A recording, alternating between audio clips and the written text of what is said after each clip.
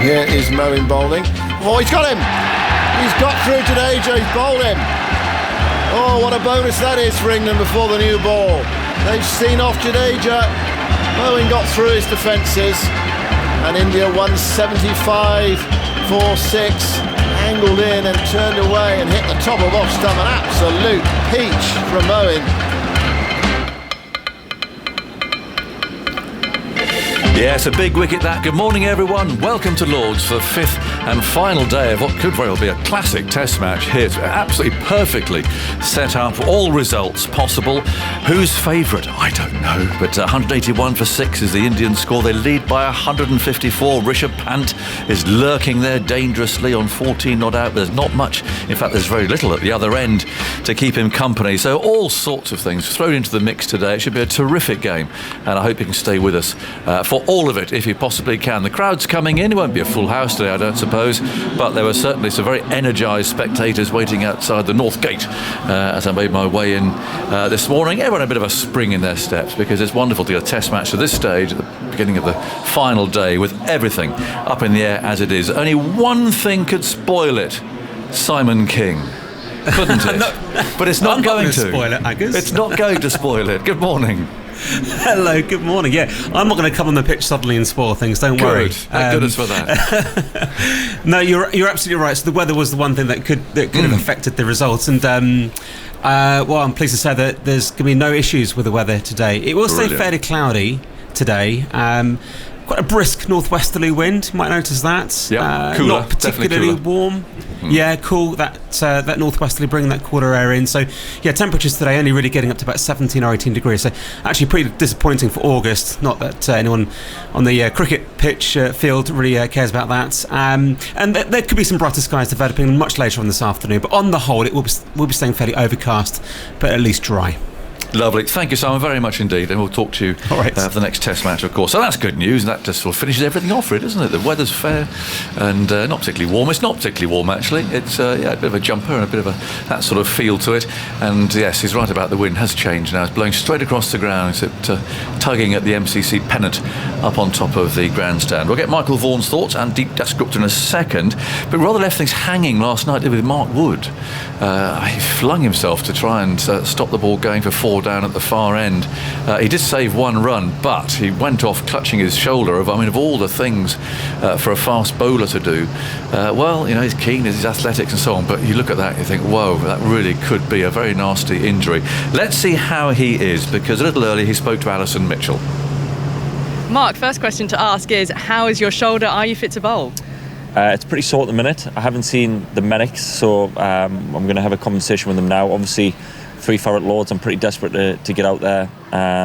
Hopefully I'm not needed if Jimmy and Robbo can do the business with a new ball, but yeah, it's a bit tender, but I'm desperate to get out there, so we'll see how it is when I warm up. Yeah, you're always so committed as a fast bowler, and particularly with the other injuries in the squad. Do you ever have to think twice about diving near the boundary? I wish I'd gone back to like the 80s and maybe just put my big boot on it, been that fast bowler instead, but it's not really how I play. I try to give everything I've got. Even if it's just 1 run, I think, you know, hopefully it's not crucial in the end, but I know Mo would have done the same for me. He took a great catch when I was bowling, so I have to reciprocate for him, I guess. And what about this match situation? It's brilliantly set up, but how many do you think you can restrict them to? I don't know. The thing I don't want to look past is Rishabh Pant. I think if we can get him out, then I'd be, you know, very happy. But he's a bit of a worry in the fact that, you know, he's a bit of a flair player. You don't know what to expect. 1 minute he can block a good ball, and then the next one he's charging at it and hit it for 4 or 6. So he's a real danger for us. If we can get him out early, then it'll put us on the front foot. But we've got to just, you know, with the new ball, and, you know, Robbo and Jimmy such skilled bowlers, I would back us any day of the week. But he's someone that we need to get out early.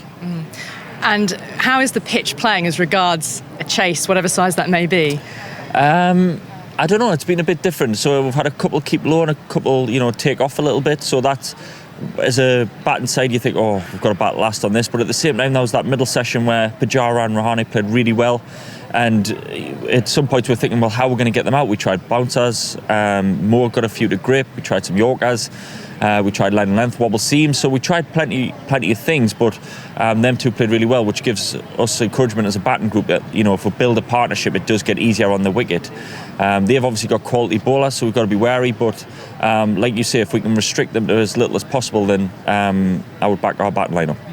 And you mentioned a boot. I just want to raise footage that's been doing the rounds of pictures showing spikes on the ball at one stage yesterday. Can you clarify what was happening there? I tried to nutmeg Rory Burns as the ball came back, got the nutmeg wrong and he stood on the ball, and I got a bit of a cold reply from Jimmy Anderson when he said I'd ruined the shiny side of the ball, but the umpires checked it out and everything was fine, so no issue for me. So umpires at all stage very happy? Yeah, very happy.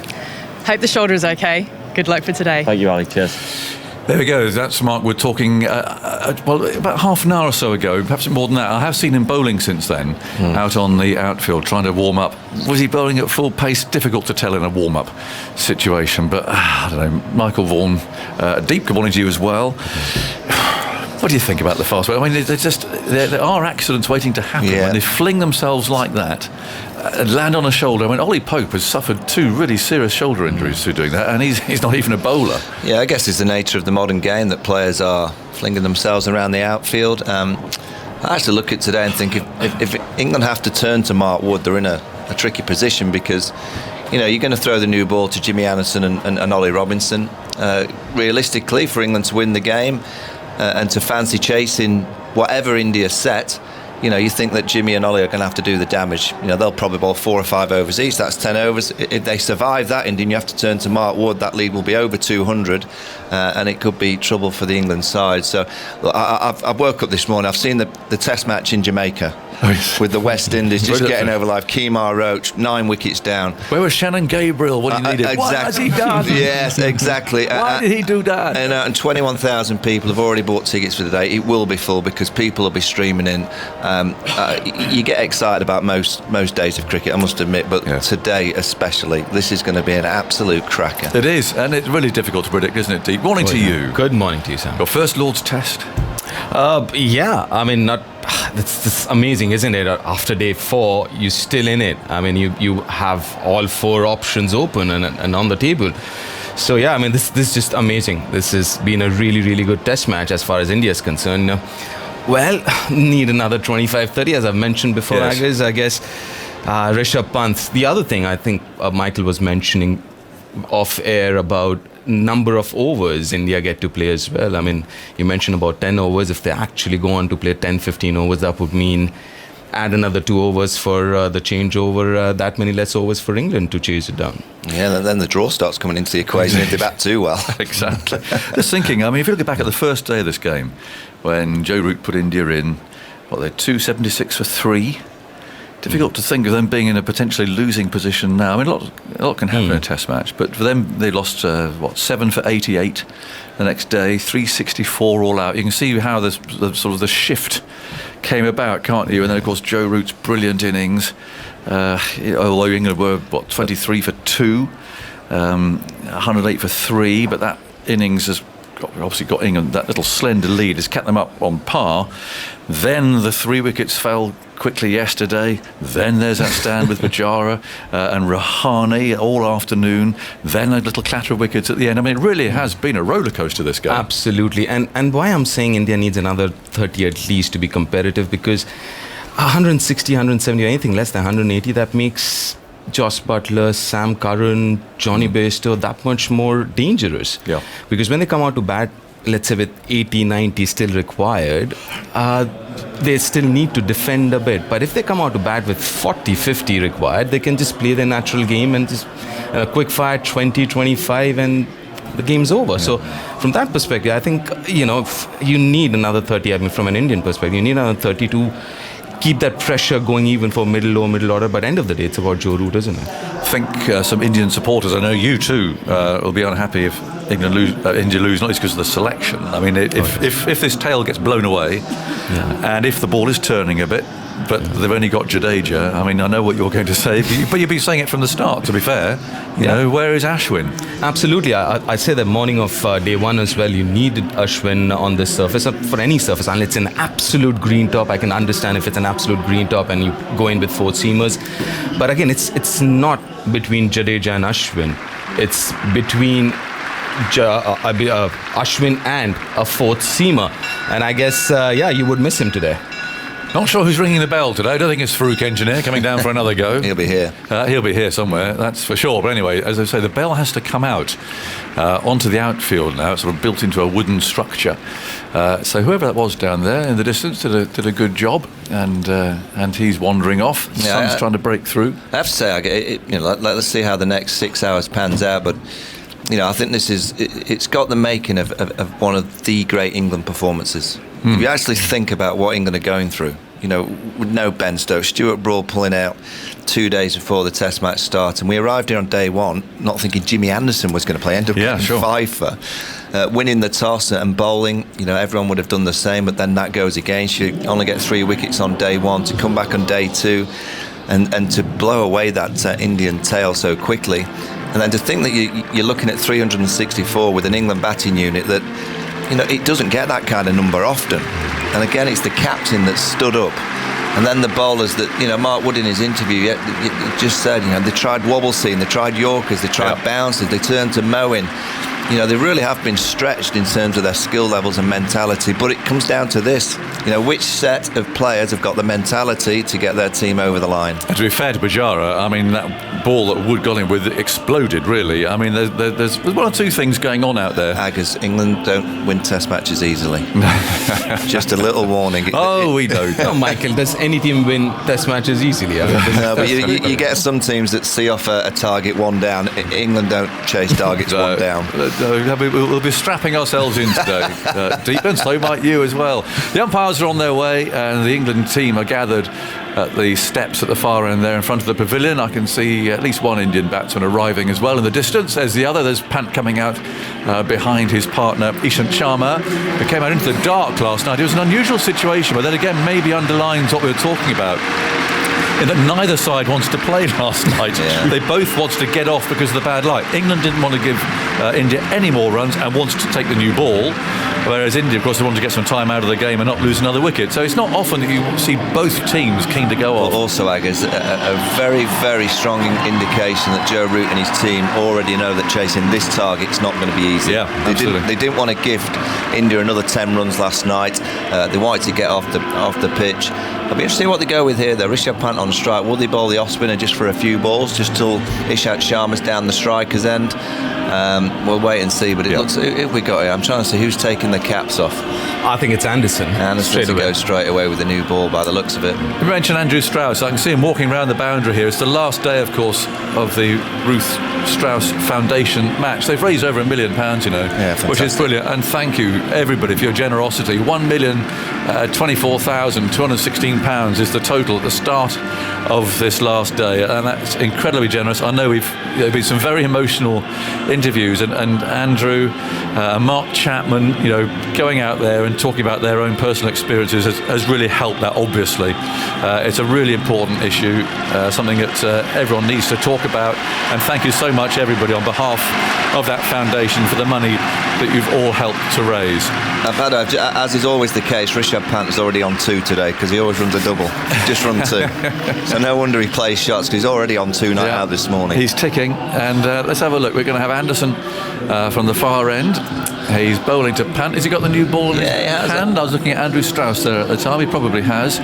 There's 2 slips and a gully. Otherwise, there's a bit of scattering going on here. There's deep square leg, long leg, deep point. Mid-off's quite deep, although Root has just gestured there to Moeen to come in a bit. Would you have bowled the old ball to Rishabh for a couple, just to get him off strike, and then... I might just have looked at a bit of...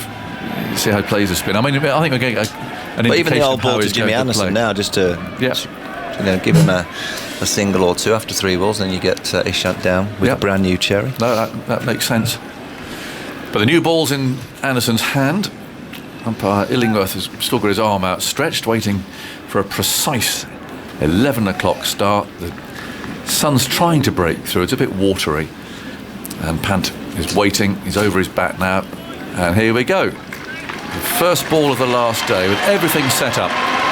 Anderson from the far end bowls to Punt, who leans forward. The ball rolls away into the offside. Could have been a quick single there, but he's opted against that. Do you think he has any nerves, Rishabh Pant? I think he's arrived this morning knowing that, for Inter to get a really good lead, it's down to him, just him. Yeah. Can't think that Ishant and Jas Britton. I haven't met him. I don't know him. I'd like to have a dinner with him. I'd like to just sit with him at dinner and just chat to him, just see what he's about. Well, he's always got a smile on his face. 2 slips and a gully waiting.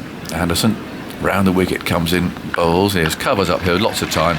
Plays out to Haseeb Hameed, who's fielding there in the covers. So Sibley's out at deep point. Moeen's out at long off. Mid-on is up. That's a deep square leg. Can't see that is at the moment. And a long leg as well. Who's out a deep square leg? Looks like Zach Crawley. Well, that does look like Zach. Where's Mark Wood? Is he actually on the field? Yeah, Wood's down here at fine leg, isn't he? Is he? Is that no, that's Robinson. I don't think Wood's on the field. Oh, there you go. He's not out there. He won't be bowling then. Anderson bowls. Oh, he feels for it. And the ball goes past the edge. All but edge that. Lovely ball from Anderson. Moving away a shade. Luring Punt. He had to play at it. It just nipped away. Oh. It's going to be a day of fractions, isn't it? Little millimetres here and there. Always is. Come down to anything, couldn't it? A little flying catch. A Bumrah no ball, maybe. Oh, yes. All plenty. Certainly did. Anderson bowls, punts down the pitch at him and turns that away into the leg side. It was a defensive stroke, but he did come down the pitch. I don't think will please Jimmy particularly. I don't like to say that sort of thing. The fast bowler with a new ball. He's playing Jimmy like a spinner. That's Punt for you, though. He just walked down the pitch at him. Well, you feel with Ishant Sharma, he plays French cricket. Yeah. And you've just got to... Jimmy will go around 4 stump, try and get the ball nipping back and trapping. They'll have a leg slip because he gets that far over. Yes, you feel that there's potential LBW Anderson here. Short leg coming in as well. Leg slip is very fine. 3 orthodox slips in the offside. It is Crawley at backward point. Curran at mid-off. Moeen mid-on. Hameed is at short leg, although not terribly short. I don't mind a leg stump line to Ishant Sharma. He gets that far over to the offside. It's right outside of off stump. Here comes Anderson. 2 balls left in the over. That's outside the off stump. And Sharma fidgets a bit. Begins to offer the bat. And then in the end just jerks it away at the last moment. Robinson down here to our left will no doubt bowl the second over of the day. Sun fully out. Shadows around the players' feet. It's lovely. But, the whole area, that top tier of the tavern stand is closed apart from one steward who seems to be on patrol up there. I'm not sure what he's doing because there's nobody in there who is looking to steward, as it were. There's a rows and rows of empty seats. Anderson moves in, bowls. Sharma's in on the pad, that's what we're looking for. But he got outside the line of the off stump there. That's what we think might well bring about the downfall of Ishant Sharma, but he got away with that one. 182 for 6, the lead's 155. See, I think that steward's very clever, Agus, because what he's done, he said to his boss, look, I bet you go and check. I'll go and check just to make sure that there's nothing under all the seats. Look, is he having a sit down? No, he's just checking all the seats, isn't he? And he can have a good view from there, watch the cricket. There's a lovely story that pretend he's working. That Hugh Grant told us when he came on View from the Boundary, and that he and a school friend were down there fielding on the sort of sitting in the bottom tier of the tavern stand, and the ball came down, and Hugh was there at school. He leapt out. He was really excited. Leapt out, picked the ball up, and went to throw it back, but got it completely wrong, and actually threw it into the top tier of the stand, where there was no one in there. So they had to send a steward in then to go and get the ball back. I mean, just look at what he's doing. He's just patrolling the top deck, just pretending he's busy. Look, nice. He's just going to watch. He's just going to stand and watch now. Yep, got his green jacket on. Yeah. 182 for 6. The lead 155. He's got the best view in the house. He has. He's got an entire stand to himself. And it's Robinson then. Past umpire Gough. He's bowling to the left-handed Punt, who allows that to go by outside the off stump. Nothing extravagant from him yet. It seemed to me it was often the first ball of an over that he really let rip in the first innings. But that one's gone past uneventfully. Still a scattered field, so in-out field you'd call this, with then out at long leg, deep square leg, long off. And he'll try and square target third man. this mid-wicket area. Maybe where he tries to target. He might try and get it down to kind of third man in that corner. Quite hard sometimes to tell exactly where he is hitting it. In goes Robinson, and he bowls to Punt, who stretches forward. There's one there if he wants it, but doesn't take it. That trickles away to Burns at backward point. So they're obviously going for the shielding, the number 8. So it's going to be quite exhausting for Punt, because if you're protecting your number 8, you've still got 9, 10, 11 to come. Yeah. I'm seeing Mark Wood on our screen. Bare torso, and he's strapped up. And again, there's pictures there of what I saw earlier of him bowling on the outfield, but only really going through the motions there. There's Robinson. Bowls outside the off stump, and Punt gets underway square into the offside again. He declines a very obvious run. See, I'm not too sure about this. I think But it seems a bit early to me. Yeah, you've got to take the runs when you're 6 wicket down. Well, if he's batting at number 8, yeah, you've got to bat normally at this stage, haven't you? Yeah, runs are important. Yeah, they are. It's, now 3 balls remaining in the over. He'll probably take the single this next ball. So for the sake of 1 ball. He's putting pressure on himself to hit boundaries as well. I mean, you know that's how he plays, but if the field comes in. 2 slips a gully, Robinson.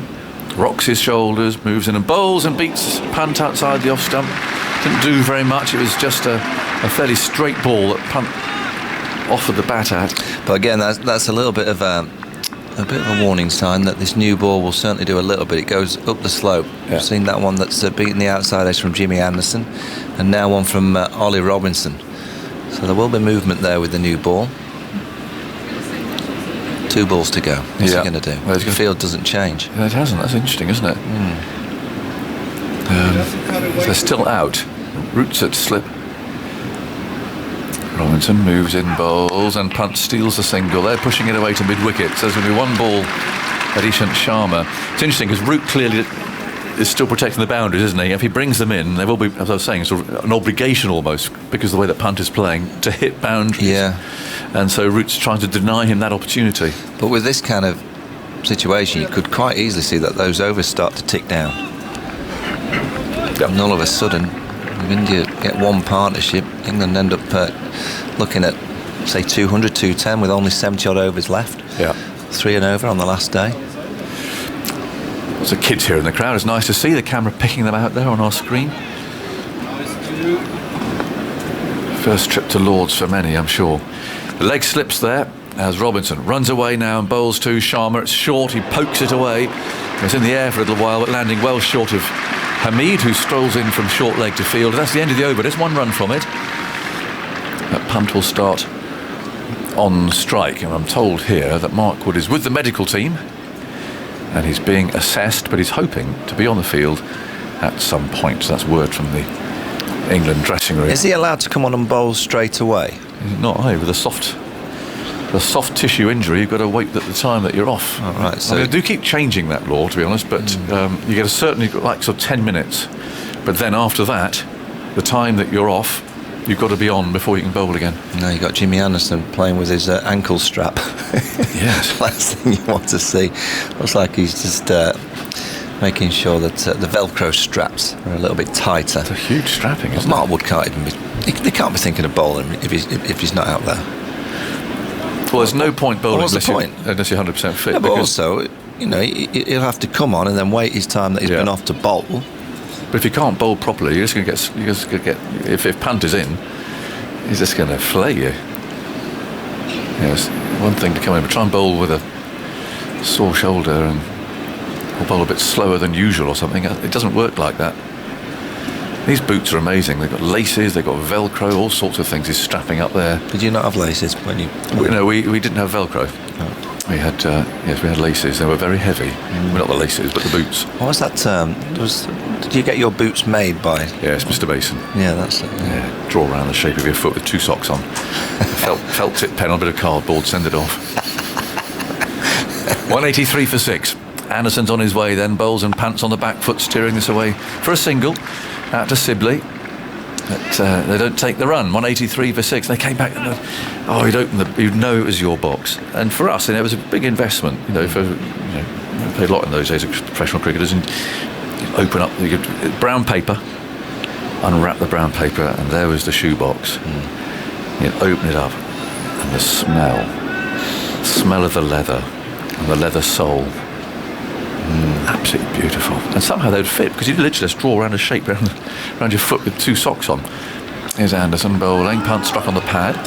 Again, a run is turned down. But why are you so surprised that they would fit if they, drawn around your, it wasn't around exactly, your foot? I mean, that's... Yeah, but it wasn't exactly carefully done. I see. Yeah, just a little pen, was it? Just a pen around your foot? Yeah, just go with a felt tip pen. Even we went to Clark's in those days with the kids to get properly measured. Oh yeah, that little device. And you just press it against your toes. Yeah, there was none of that. You just a bit of felt tip. So you didn't know if the felt tip was sticking out or sticking in, or it was not very scientific. Anderson bowls, punt is forward again. He declines the run. The only problem with those boots was if it was wet, that the leather soles would get damp, and so you'd slip. When you got to the crease, you'd go whoa, and the foot would go. But they were beautiful. They were works of art. They really were. Because Rishabh Pant's playing in this fashion, it seems to me that India want to take time out of the game. Yeah. They're more than happy to let those overs tick down. I think you're right. I'm sure you're right. Bat and bat. Yeah. Runs are a bonus at the minute. Yeah. We're looking at that 88 overs left. Well, they want to put pressure on Sibley and Hamid and Burns and so on to get the innings off to a start, don't they? That's the thing. In comes Anderson. Bowls. Oh, he's down the pitch. What a wonderful shot. He smashed that through the covers. Down the pitch, bat raised. And that has, virtually scorched the outfield on the way to the deep cover boundary. Fabulous shot. Wow. Nothing subtle about it. I mean, he really threw the kitchen sink at it. A wonderful, massive follow through. Wow. It's like a man felling a tree with an axe. Wow, he smashed along the floor. What a strike that is. Yeah. Asim Hamid at extra cover. He's not... No, well... What a strike. Just give that the green light, I think. Well, 2 balls remaining in the over. What does he do now? In comes Anderson, bowls. He just turns it into the leg side and they'll take a run, probably a leg by. So Sharma will have 1 ball to survive. 180... Ooh, the scoreboard's gone wrong. We've got 3 scores. We've got 188, 187 and 183. Which one's right? 188. That's right. Yeah, I thought and so. which one's right? The old, lovely manual scoreboard. It's a lesson for humanity. Victory for the old scoreboard. 188. So the lead 161. 1 ball for Sharma to survive. Again, the men come in. There's short leg slip. 3 slips. Anderson comes in, bowls to Sharma, who managed to squeeze that away. Well, he's got a couple here, might get 4. Hitting it away through point, he has got 4. Not quite sure how it got there, because he did completely square up like playing French cricket in your back garden. And somehow he squeezed that away square through the offside. Anderson going for the stumps. Well, that's the problem, isn't it, when you're only getting 1 or 2 balls. Yeah. In Sharma as a bowler, you do go for that kind of glory ball. Yep. You need to somehow work a way of getting a set at Ishant Sharma. It's going to be so difficult with this field that's set and the way that Rishabh Pant has started. Well, what a shot that was. I mean, if that was a cartoon, a Tom and Jerry cartoon or something, there'd be a sort of a brown smouldering line from the pitch out to that point where it hit the boundary. And the lead's 165. Well, it's still, what's he going to do here? Still in control at the moment from England's perspective. Yeah, what's he going to do to Ollie Robinson? He's just had a little look towards that mid-wicket region. Yeah, there's 2 men out on the leg side boundary. In goes Robinson. Bowls to Punt, who just stands up and defends. This pats it away as nonchalantly as you like. What do you reckon he decides? So Jimmy Anderson, yeah, he must decide. He played little knocks to the offside, and all of a sudden he goes, right, I'm coming. But you're the batsman, Michael. You have to predetermine that, don't you? Absolutely. But that's what I'm asking. I wonder when he says, this is the ball. Yeah. And I wonder what in his mind decides upon him thinking that that's going to be in that slot and ready for me to smash through extra cover. You could probably say that Jimmy Anderson lands it on a length and it's always there. It's just a matter of when he decides to go. But I'm just intrigued of when he thinks in his own mind, right, this is it. Robertson bowls to him, that swings away, flicks it out towards deep mid-wicket. They'll get 2 here. Sibley will prevent the boundary, but he can't stop them coming back for the second, which keeps punt on strike. He is some cricketer. Yes, he is. Well, I guess with Anderson, yes, you're right. It's the odds are it's going to be precisely where he knows it's going to be, and if it is a shorter one, well, you know, he's not that quick, so he can adjust and play the pull shot. But I've just seen the replay of that stroke, and he left it so late. So he gave Jimmy Anderson no indication that he was coming. No, quite a twinkle toes. Now a slip's coming out. Bairstow comes into the gap at mid-wicket, so there's just one slip in the gully. I think it's probably fair enough for England. They probably think, well, if he's going to get out, he's probably going to get caught playing an aggressive shot. And they're trying here to keep Sharma down at this end. Robinson bowls. Oh, he's edged it! A punt is out! A little outside edge. We saw it from here. Buttler moved to his left and made no mistake. Punt is out for 22 with a lead 167. An enormous wicket. A great start for England this morning. Well, it's a beautiful delivery. Just a bit of extra bounce from Robinson, that field change. Whether Pant was thinking that they were going to go a bit straighter, a bit shorter. Just a little bit of movement up the slope. Oh, that's a huge wicket. Yep. That's massive. 22 for Rishabh Pant. The lead's 167. And, well, you've got 3 bunny rabbits now, haven't you? Yep. England really should wrap this up now. Is that 13 added this morning, Andy? Yes, 13 so far. So, well, what they should be able to do is, you know, they might edge a few and score a few. Shami will just come out swinging, you know, the way he's going to play. So they might get another 15 or 20. Might not get that many, but they should be able to get rid of the last 3 quite quickly. So they'll have a lot of overs to chase down whatever India end up setting England. Can't see many overs that'll... Is this Shami? I think it is, isn't it? Yeah, he'll just come out swinging. Yeah, he was number 8 in the first innings, and Does it affect your confidence as a tail end when you get demoted? There's often an element of relief about it, because if you get promoted to number 8, you're sort of expected to play like a number 8. Well, looking at Shami's stats in the first innings, he'd been out once every 8 balls over the last 3 years of Test cricket and averaged 6, so hadn't really earned that promotion. India's tail has been a problem for them. Going back to the start of the series in England in 2018, their numbers 9, 10 and 11 collectively averaged 7.3. That's the worst of any Test nation in that period. So punt is out. Shami's on strike and Robinson's on his way. He's there and he bowls to the right-hander who fiddles outside the off stump and misses this. I'm not sure that would necessarily fill number 10 with great confidence. That was a shot of a player that only lasts about 8 balls. Yeah, it was. Well, he's doing a bit of gardening. I mean, he's looking the part. Well, I think he's just got to play shots. You know, if you can get a 10 or 15, it doesn't seem a lot of runs, but in the contest of today, it would be a lot of runs. Well, there doesn't seem much point poking about. No, get on with it. 2 slips a gully, forward short leg. And Robinson wheels round. He's got 2 balls left in this over. Shami's on strike. Robinson's there. Bowls a short ball to him. He fends it off. Both feet off the ground. Anderson picks the ball up at wide mid-off. Well, then we've got Bumrah, haven't we, to come out and face a bit of music. Well, yes, unfortunately, Wood's not... Well, mind you, got a new ball. And Jimmy... Yeah, he hasn't got a wicket yet, has he, in this innings? It'll be an interesting contest. And Siraj too, he sprayed it round a bit. 194 for 7.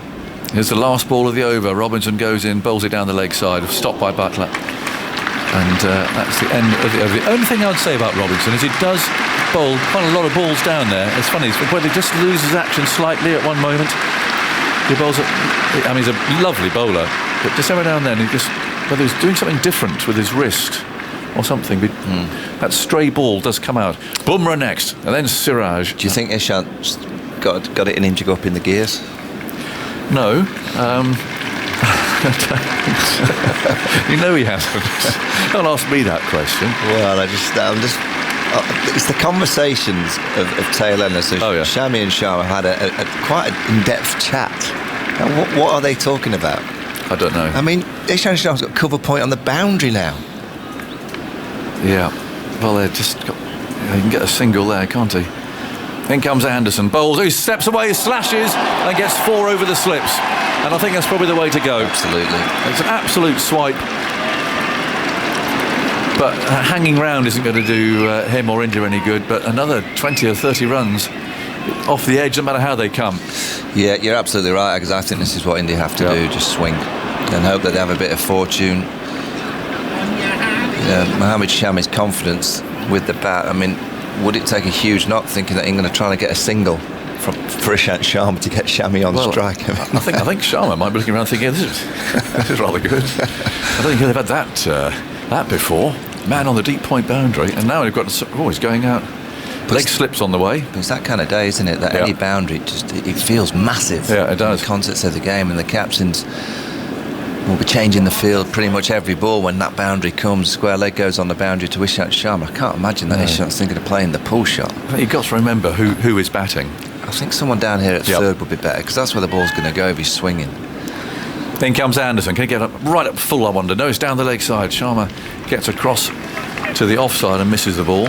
Jimmy Anderson conceded just 2 boundaries in his first 19 and a half overs and 3 in 4 balls. Oh. So Ishant's now just got Jimmy thinking, when's he going to come? Yeah. He's playing a bit of cat and mouse. I love tail enders when they get angry that they felt that, he felt in that game he should have played the flick shot better and really punched his bat with his glove. Wasn't happy, Ishant. I think a good short ball here. Yeah. Anderson again comes in, bowls, there's the short ball, and aiming for that glove, but doesn't make contact. I think making it as hostile as possible out there for these batsmen if they can. Just look at how far Ishant Sharma ended up outside off stump. A metre. Yeah, he goes well across. Yeah. He's jumped in the air to play the flick shot. That momentum has taken him about a metre outside of off stump with his feet in the air. 198 for 7. The lead 171. Punt is out.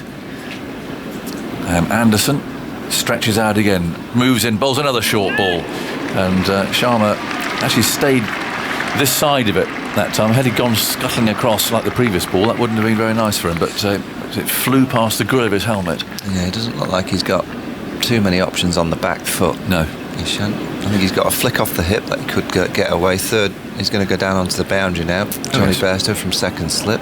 That's a good position, I think, because not least, I think the pitched up ball's going to come in a moment. Yeah. So there's 2 balls to go. Third man is here, he's fine, and about 10 yards in from the boundary edge. In comes Anderson, he bowls, and Sharma swipes, coming down the pitch, aiming for the pavilion there, I think. Hard to tell, but that seemed to be more or less the general direction. But he came scuttling down. He's got a big smile on his face. He's got a bit of licence here, really, isn't he? And he's a lower order batsman. He's got a new ball. He's got quite a precarious situation, but by hanging around, he's not going to get very far. Kohli's got a smile on his face. Yeah, Ishant wasn't quite staring at the ball then. No. Last ball of the over. This could go anywhere. Anderson comes in, bowls to Sharma, who squeezes that out, tucks it away through mid-wicket. I think he's keeping the strike. Is he? No, they'll come back for 2. Moeen loses his cap. He throws the ball to the non-striker's end. Delirium from the Indian spectators here, of which there are a lot of supporters. The 200's up for India. The lead 173. They've lost their dangerous man, but you never know what these tailenders could accumulate, and it's going to be fun watching. Michael Vaughan, more from you, and then for the first time today, it will be Isha Guha. I've just had a message from Steve Harmon, and he said he never had a problem going from 10 to 11 in the batting lineup when Brett Lee or Shoaib Akhtar were bowling. Good morning, Steve. Well, the lead's 173. India will just we're hoping they can somehow manage another 27 just to get that psychological 200-run lead. Good morning, Ish. Good morning to you, Michael. Exciting, isn't it? Yeah, it is. We've had plenty of drama and excitement already this morning.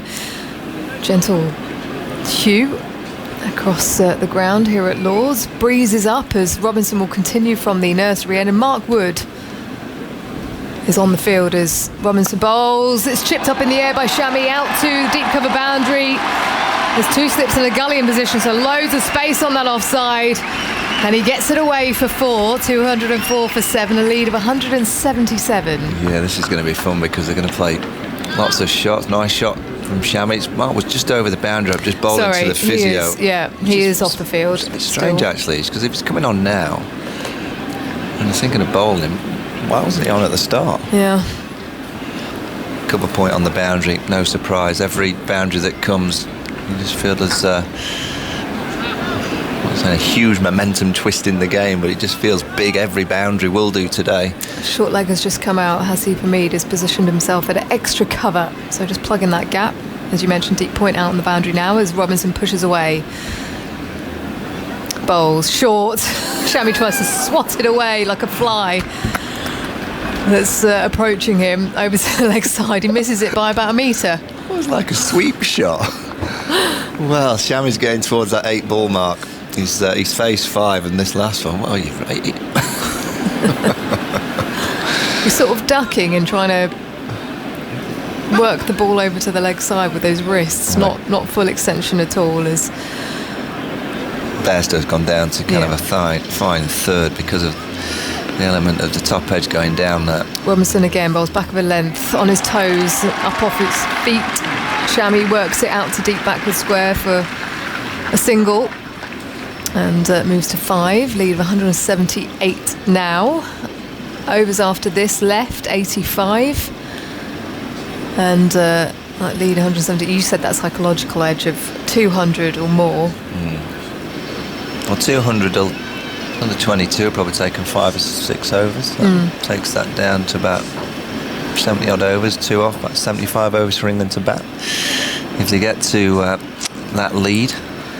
Robinson is into Sharma, who steps away. Again, it's another heave-ho to the leg side, but again misses it by about 3 metres. It's a slow ball, good bowling. I think when you're bowling to tail-enders, I think you do have to vary it. Just change your pace. 62 miles an hour, that last delivery. What's interesting here is that England aren't backing him to connect with anything because mid-off and mid-on are still up. There's a deep backward square, deep point. That kind of fly slipped down at third. They've had a conversation. Shami and Sharma have gone. They've had a conversation. Okay. So what does this mean? No idea. Sharma crouches forwards, steps forwards, bowl full, squirts it away down to third man. Bairstow runs around to his right to collect the ball as he comes through for 1. It was a full delivery, aiming for that Yorker Robinson. Ishant to 15, lead of 179. Yeah, I think the advice I'd giving it, just stay consistent on hit in the top of off stump. Just try and hit the top of off stump, and if they're going to manoeuvre around, the odd ball might flat. Just stay consistent in terms of weight. Yes, vary your pace, but don't go chasing it. You know, they bat down the bottom because they're not that good. Just keep hitting the top of off stump. Something will happen. Shami taps his bat down now onto the front foot and clipping the ball out to deep square for a single. That was an orthodox kind of shot, a good length delivery on around middle stump as he moves to 6. A lead of 180 now at the end of the over. 3 wickets that England require. India with 207. Shami says 7 balls each. His average has been 8 of late, so he's got 1 ball remaining. Okay. In terms of the average balls he to faces. exceed expectations, right? Yeah. There's Mark Wood is on the field and his cap is off. He's ready to bowl from the pavilion end. All right, so it was one of those injuries that he could just come straight on and bowl. Yeah. Okay. It's a nice injury to have, that, isn't it? Yeah. You don't have to field, you can come on and bowl. Yeah, whenever you want. I know Steve Harmison's listening. It's the kind of injury Steve would have really enjoyed. And Ricky Ponting as well. There's Ollie Robinson will head down to long leg here. He's got deep backward square, Mark Wood. James Anderson is going to slot into probably that fly slip position. Joe Root into first slip. Rory Burns at a 4th slip position. And Bairstow out to the deep point boundary. Mid-off and Moeen Ali at a wideish mid-on as there is a cheer around the ground for Mark Wood. He's been good in this test match. 3 for 40 from his 14 overs before he came off the field yesterday, having landed on his shoulder into the boundary. Here he comes now, full pace, past the stumps, bowls down the leg side to Mohammad Shami, who looks to turn the ball over to the leg side, but again just misses the ball. No, this is good for England that he's able to get out there and have a bowl. We watched him warm up early this morning. He just looked a little bit ginger. Clearly he's got a bit of strapping on that right shoulder. He'll have taken a couple of rather large tablets, no doubt. Those big pink ones. Yeah. They seem to do the trick, don't they? Spider-Cam's busy. Moving across his Lord's outfield as Wood steams in now to Shammy, who this time does get back on it down the leg side, but Joss Buttler stops it from going to the boundary, diving to his left, falls in front of him. What was it that England didn't go for the chase against New Zealand in the first test, Andy, of the summer here? Quite a lot, 275 I think. Of how many overs? Let me just dig out my scorecard. Is Wood. He's casually walking to his mark.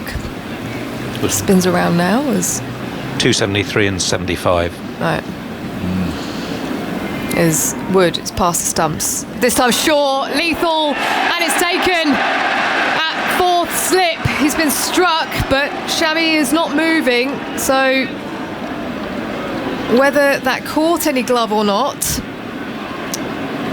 Joe Root is dispersing from the rest of his teammates because it wasn't off the glove and it wasn't off the bat into Rory Burns' hands. It was a short ball banged into the pitch, hostile delivery.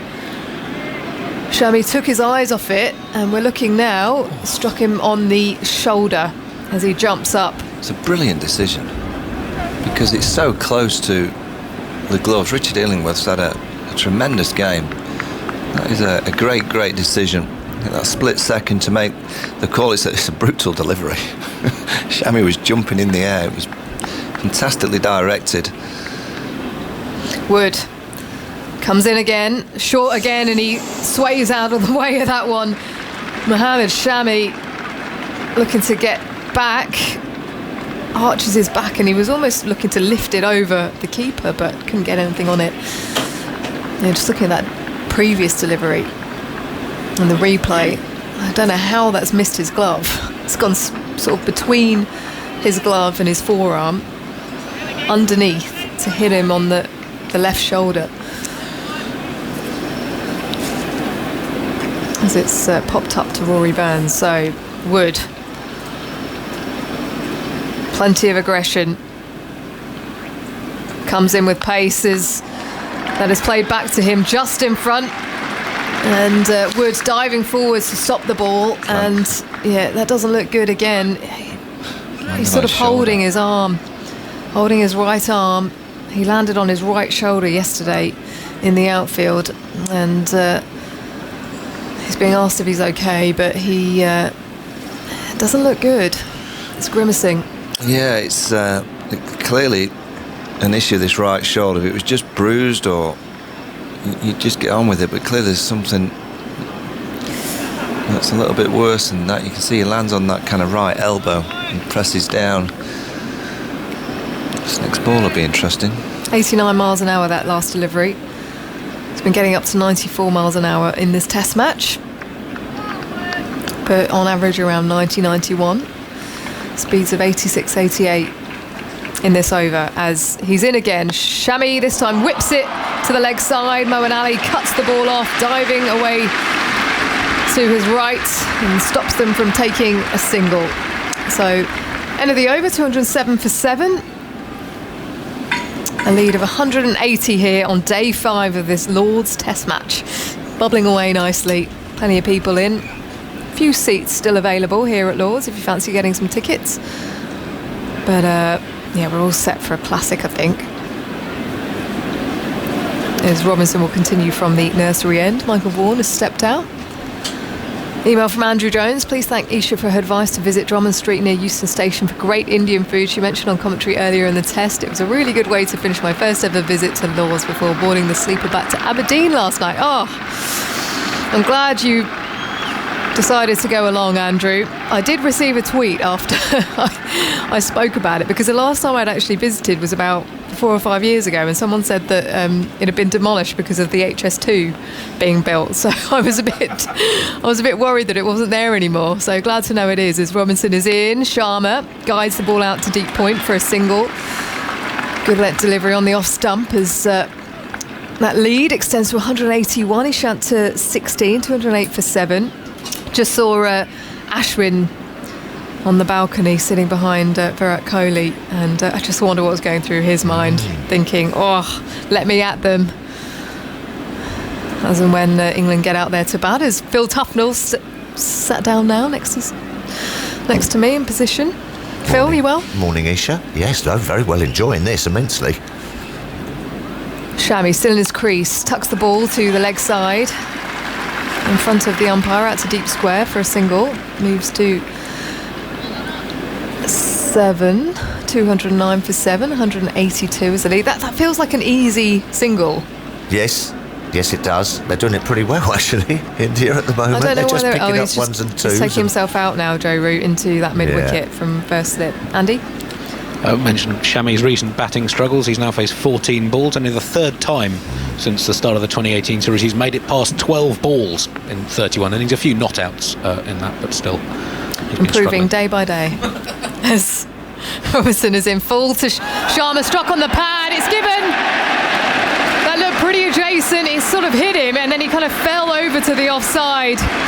Robinson being congratulated by his teammates. Bill, you think it's out? They're coming together now, Sharma and Shami. DRS timer ticking down, he's gone for it, why not? India have 3 reviews remaining. Yeah, no, TV umpire to director, decision. We have a player review for LBW. Original decision is out. It's a fair delivery. We could move on to front on spin vision, please. Hearing the voice of Richard Kettleborough. Was there any bat involved? Slightly slower delivery. Pitches outside off. Impact in the line of off. No bat. Okay, we're going to need to see Ultra Edge when available, thank you. This will confirm it. Keep it rolling through, please. Keep it rolling through. We've got a flat line as it goes past the bat. No bat involved then. Keep it rolling through. Thank you. There's no bat involved. We'll go to ball tracking when ready. Struck on the knee roll. Abhishek Sharma. It's a good delivery. Out. Pitching outside off, impacting line and hitting the wickets. We'll go back to Michael on field. Michael, you can save your original decision. You're on camera now. Good decision by Michael Goff. He's been good. Abhishek Sharma being followed off the pitch then by the cameras as he will retreat to the dressing room. But another breakthrough for England. So India 209 for 8, a lead of 182. But a brilliant delivery from Ollie Robinson. Yeah, very good delivery. Might have been a sort of knuckleball stroke sort of off-cutter, but it was it did him for pace. As I say, Ishant Sharma had played pretty well, actually. It was good shot selection and when to slog it and when to block it, but he's just got a little bit too far over and was done with the lack of pace. It just sort of came back into him and right in front. I mean, it was plumb, but he may as well use it, the position review. Here we go then, Phil. Jasprit Bumrah is out in the middle. I think he might get a bounce. Maybe. After the barrage that he sent down to James Anderson. I don't know. When he bowled him a 10-ball over with lots of no balls and lots of short stuff, and immediately Joe Root and James Anderson are having a word with Ollie Robinson. Yeah. Or do you do the double bluff and it's the quick in-swing in potentially. I think it might be. Yeah. So fine leg, deep square, slip in a gully, deep point, extra mid-off, mid-on, mid-wicket for Jasprit Bumrah, who's just assessing the field now. Here comes Robinson then, coming in on an angle from the nursery end. He's picked up 2 wickets this morning. Bowls full, and that's chipped away, just wide of mid-on. Moeen Ali charging after the ball. Another slower ball to start.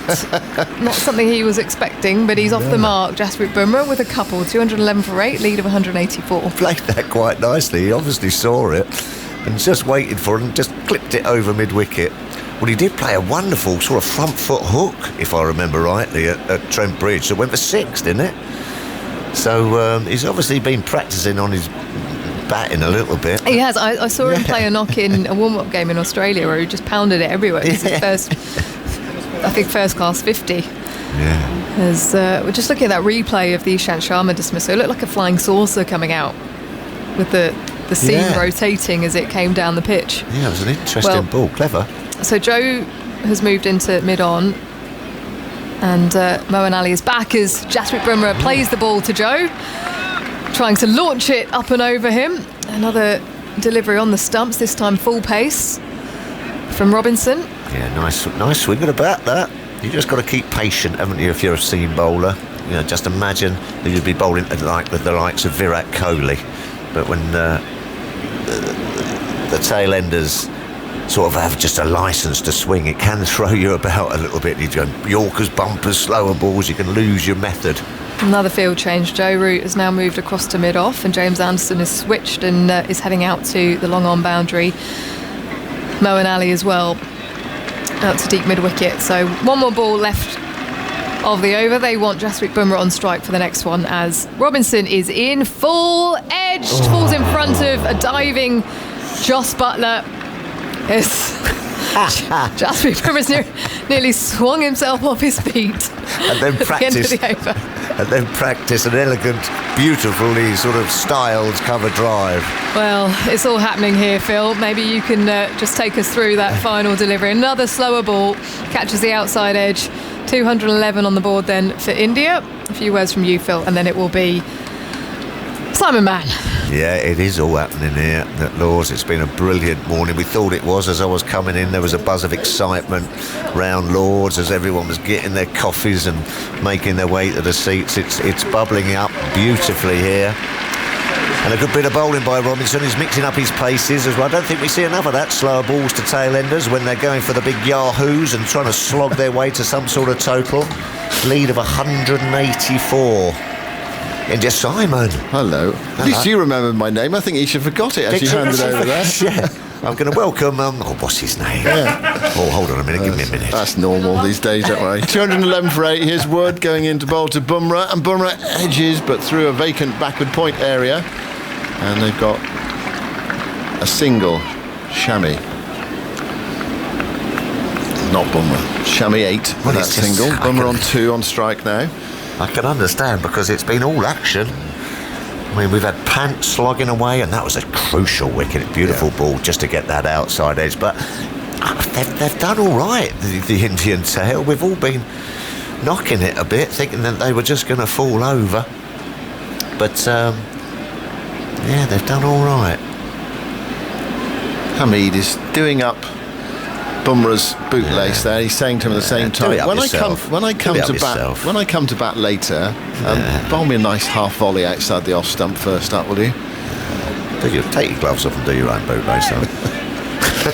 Just waste time though, Tubbers. I mean, who knows? Time might be valuable. Light at the end of the day. Could be. Saw Bad Light stop play yesterday at around about If I was asked to do 6.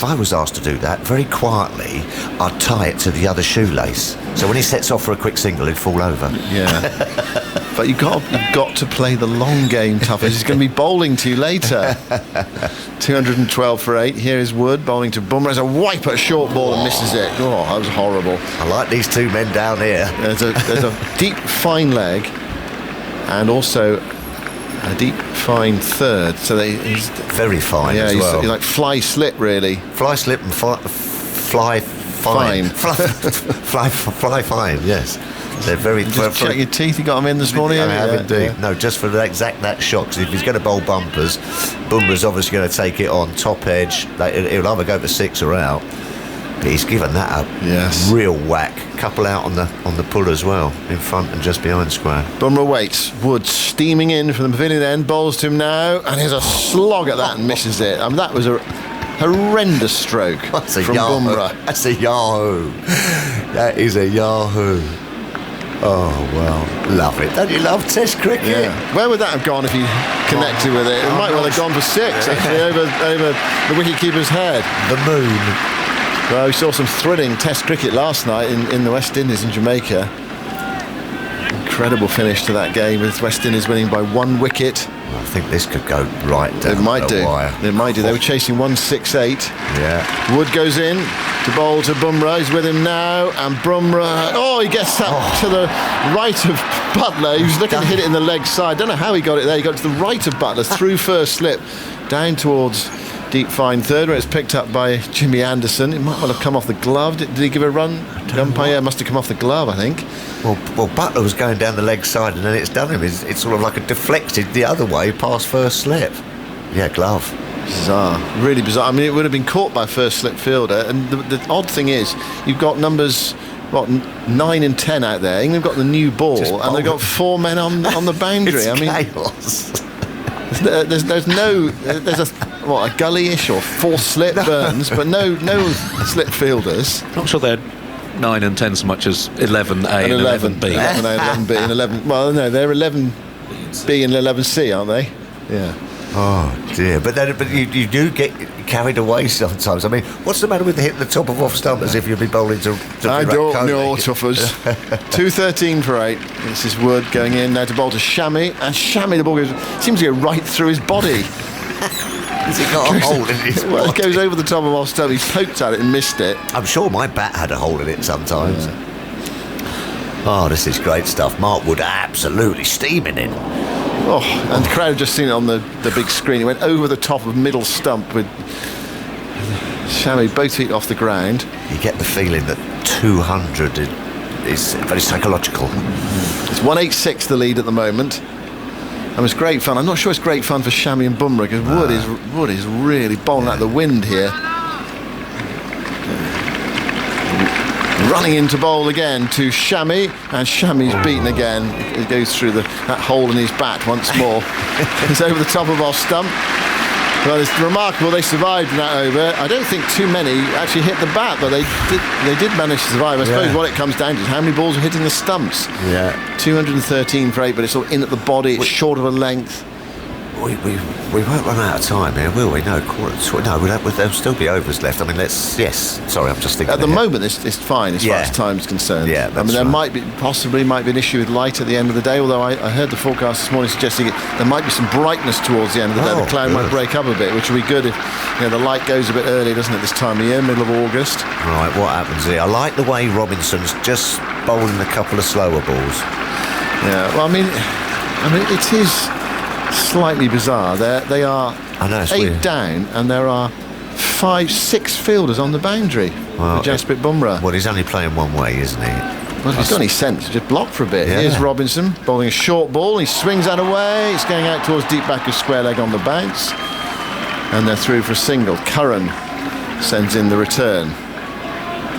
1 to Bumrah, takes him to 4. 214 for 8. Exactly. If you came down from a spaceship or something and landed at Lord's and said, "Oh well, this is cricket," is Kohli and Sharma batting? No, it's Bumrah and Shami. Everyone's on the boundary. There's one slip. Amazing. Shami on strike. Robinson goes into bowl to Shami, and Shami plays a perfectly executed defensive shot into the offside. It's picked up by Hamid, and there's no run. Sometimes it doesn't work when you do this. You should perhaps be normal thoughts. Sorry, Andy. Bumrah, 4 not out, an epic innings spanning 7 balls. We saw him get 28 off 34 in the last test. This is now his joint 4th highest score in 33 innings in Test cricket, currently averaging 3.5. Yeah, and you sometimes feel that these sort of field settings and the way you bowl just sort of plays into their hands sometimes, the tail. Robinson bowls to Shami, who cracks that away. It's a nice looking shot out towards deep cover, and they go through for a single. What England will feel, I presume, is that they got the field back and they'll succumb. They'll play a shot too many, and actually it was a beautiful piece of bowling, that slower ball was to get rid of Ishant Sharma. Edgy of seat stuff. 215 for 8. So we're back with Bumrah. 1, 2, 3, 4, 5, 6 men on the boundary, 4 on the leg side. There's no one on the leg side saving 1, and there's a solitary slip in. It's the new ball, and they're 8 down. Here is Robinson bowling, and he bowls a slow ball outside the off stump, and Bumrah is completely deceived. He's trying to hit that into the grandstand and misses. I mean, it does look as if Bumrah's perfectly happy actually to play into England's tactics here. So as long as he keeps swinging, then is he going to clear the 4 men on the leg side boundary? He might once, but he'll do it more than once. It'll be a surprise. There's that knuckle ball. Good ball from Robinson. It's sort of right in the knuckles. You don't wrap your fingers round the seam. It's sort of squeezed in there and comes out half pace. He's been good this morning, and the one to get rid of Pant was a good ball, wasn't it? Went up that slope, beauty. And then she bowled him out. But then it did bounce a bit. I mean, there's some encouragement for the Indian bowlers. Yeah. Robinson to Bumrah, full, and he drives. Oh, that's unlucky. It's the stumps, the non-striker's end. That was a nice clump down the ground. Anderson's at long on, so he might have got round and prevented it going for 4. He might have got 1 or 2 there. That was better than a clump. Yeah. That was quite a lovely shot there. Well, it was. I'm going to stick with clump. Oh, well, yeah. Okay. Yeah. It was. He located somewhere near the middle of the back. It wasn't particularly elegant. A lovely clump, maybe. Yeah, nice firm clump down the ground. Okay. Stopped by the stumps, no run. Robinson goes in and bowls to Bumrah. A slower ball, which is heaved into the onside. Plenty of bottom hand. Anderson's there at long on. They've gone for 1. Yeah, they're playing all right. They're still there. They're picking up runs as well. 216 for 8. The lead is 189. And there are 80 overs left in the day's play, as long as the weather and the light behaves itself. I think it'll be dry, so it's a question of light, but fine at the moment. So take off 2 between innings. So it's not really an overs runs match yet. No. It only becomes that if these two hang around for, well, you'd think probably another hour actually till lunch. Then it'd be can't they? Just bowl at the stumps now, Mark Wood. If I was him, throw the odd bumper in, but you've got 6 deliveries, top of off stump. Slightly coming back down the hill. Don't get too carried away with the bouncer rule. First Royal London semi-final is underway. It's being played today. Glamorgan against Essex. Essex are 60 for no wicket after 13 overs. And Sir Alistair Cook is batting. Commentary on the BBC Sport website and app. Now, while I was looking at that, what have you spotted out there? A bit of chat, Tubbers? Might have been a little bit of chat. I don't know. Josh Butler's having a chat. Richard Illingworth's having a chat with Shami. Everyone's just getting a little bit lively. The ball's whistling about. The bat's swinging. It's all going on here at Lords, and they're still going. They're still going, aren't they? Going. Shami's just walked straight down, and that's Michael Gough having to get in between them. Well, it all adds to the plot on this final day. Big crowd in. Great to see so many people here. Here's Wood then. Start of a new over. Goes into bowl. And it's a huge mow into the offside for 4 from Bumrah. Up to the grandstand. You can tell how many Indian supporters are here as well. Yeah, cheering on their team. Yeah, that's a good shot. Punch of the gloves as well. India lead by 193. This is a pretty decent shot. Clears the front leg and just flogs it. Sort of swings across the line. It's all batting very deep in his crease, which you can understand against Wood. And he's over towards off stump. They were clapping on the Indian dressing room balcony as well. They're all out watching. Here goes Wood into bowl to Bumrah, and Bumrah gets the ball outside the off stump, and he tries to guide it away this time. He tries a bit of finesse. No, don't do that.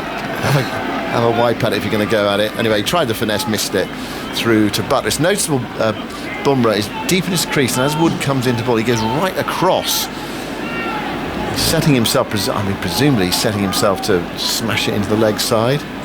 It's just gone up a gear, this series. It has. It's just gone up a gear. All smiles early on and shaking hands as they watch the rain fall at Trent Bridge. It's just getting a little bit tasty out there at the Shami and Bumrah both on 9. The lead is 193. Funny if it was 209 to win, wouldn't it? Like it was at Trent Bridge last week. Yeah. Here's Wood bowling to Bumrah. Bumrah gets a short ball outside the off stump, and he thought about it and then realised he didn't have to play it. Yeah. Isn't it time for a full straight one? You talked about top of off. Well, what about the Yorker homing in on middle stump? That's right, or the armpit delivery, the wide and high. You kind of react and get out of the way. It's those ones that are in the old armpit and sort of chest area that you get crunched up in, or toes.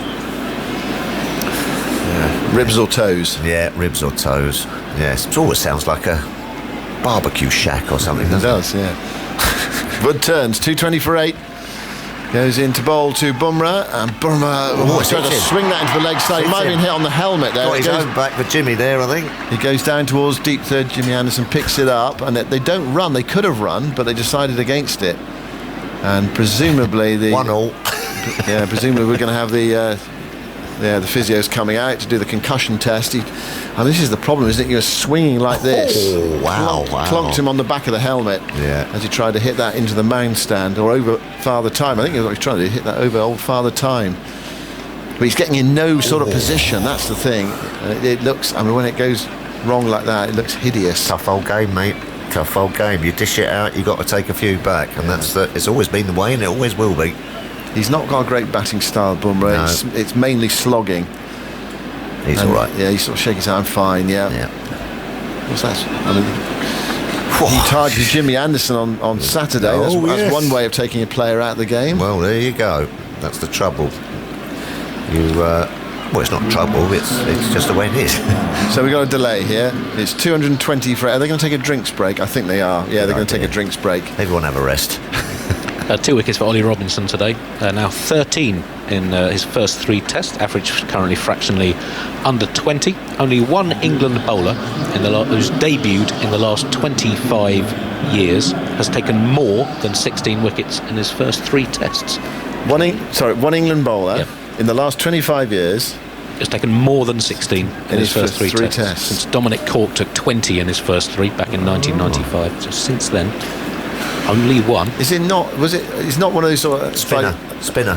Not a spinner. Is it not one of those anomalous ones like a Test series in Bangladesh, like Richard Johnson or something like that? Oh, he had 16, equal with equal. One bowler with more than 16 wickets in his first 3 tests for England since to have debuted since Cork. Leave it with us for a moment. The drinks are out there. Yes. We'll think about that. We'll let you think about it wherever you are, driving, listening at home, in your office. That was great. That was great. That was a great. The 2 wickets to go this morning. Pant caught Butler by Robinson for 22, and Ishant Sharma LBW to Robinson's slower ball for 16. So Pant was out to the 3rd ball of the 4th over, and that was a bonus. I mean, he's playing really well, Pant. He hit one rifling off drive against Anderson, and England had the field back, and he was milking it and occasionally playing a big shot, but Robinson got him out with a good one, nicked it through. Of course, England bowled with a new ball. Ishant Sharma received by a slower ball from Robinson for 16.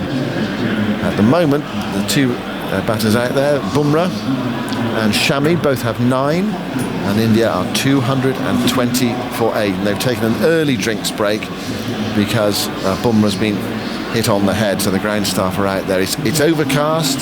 We've had some sunshine this morning.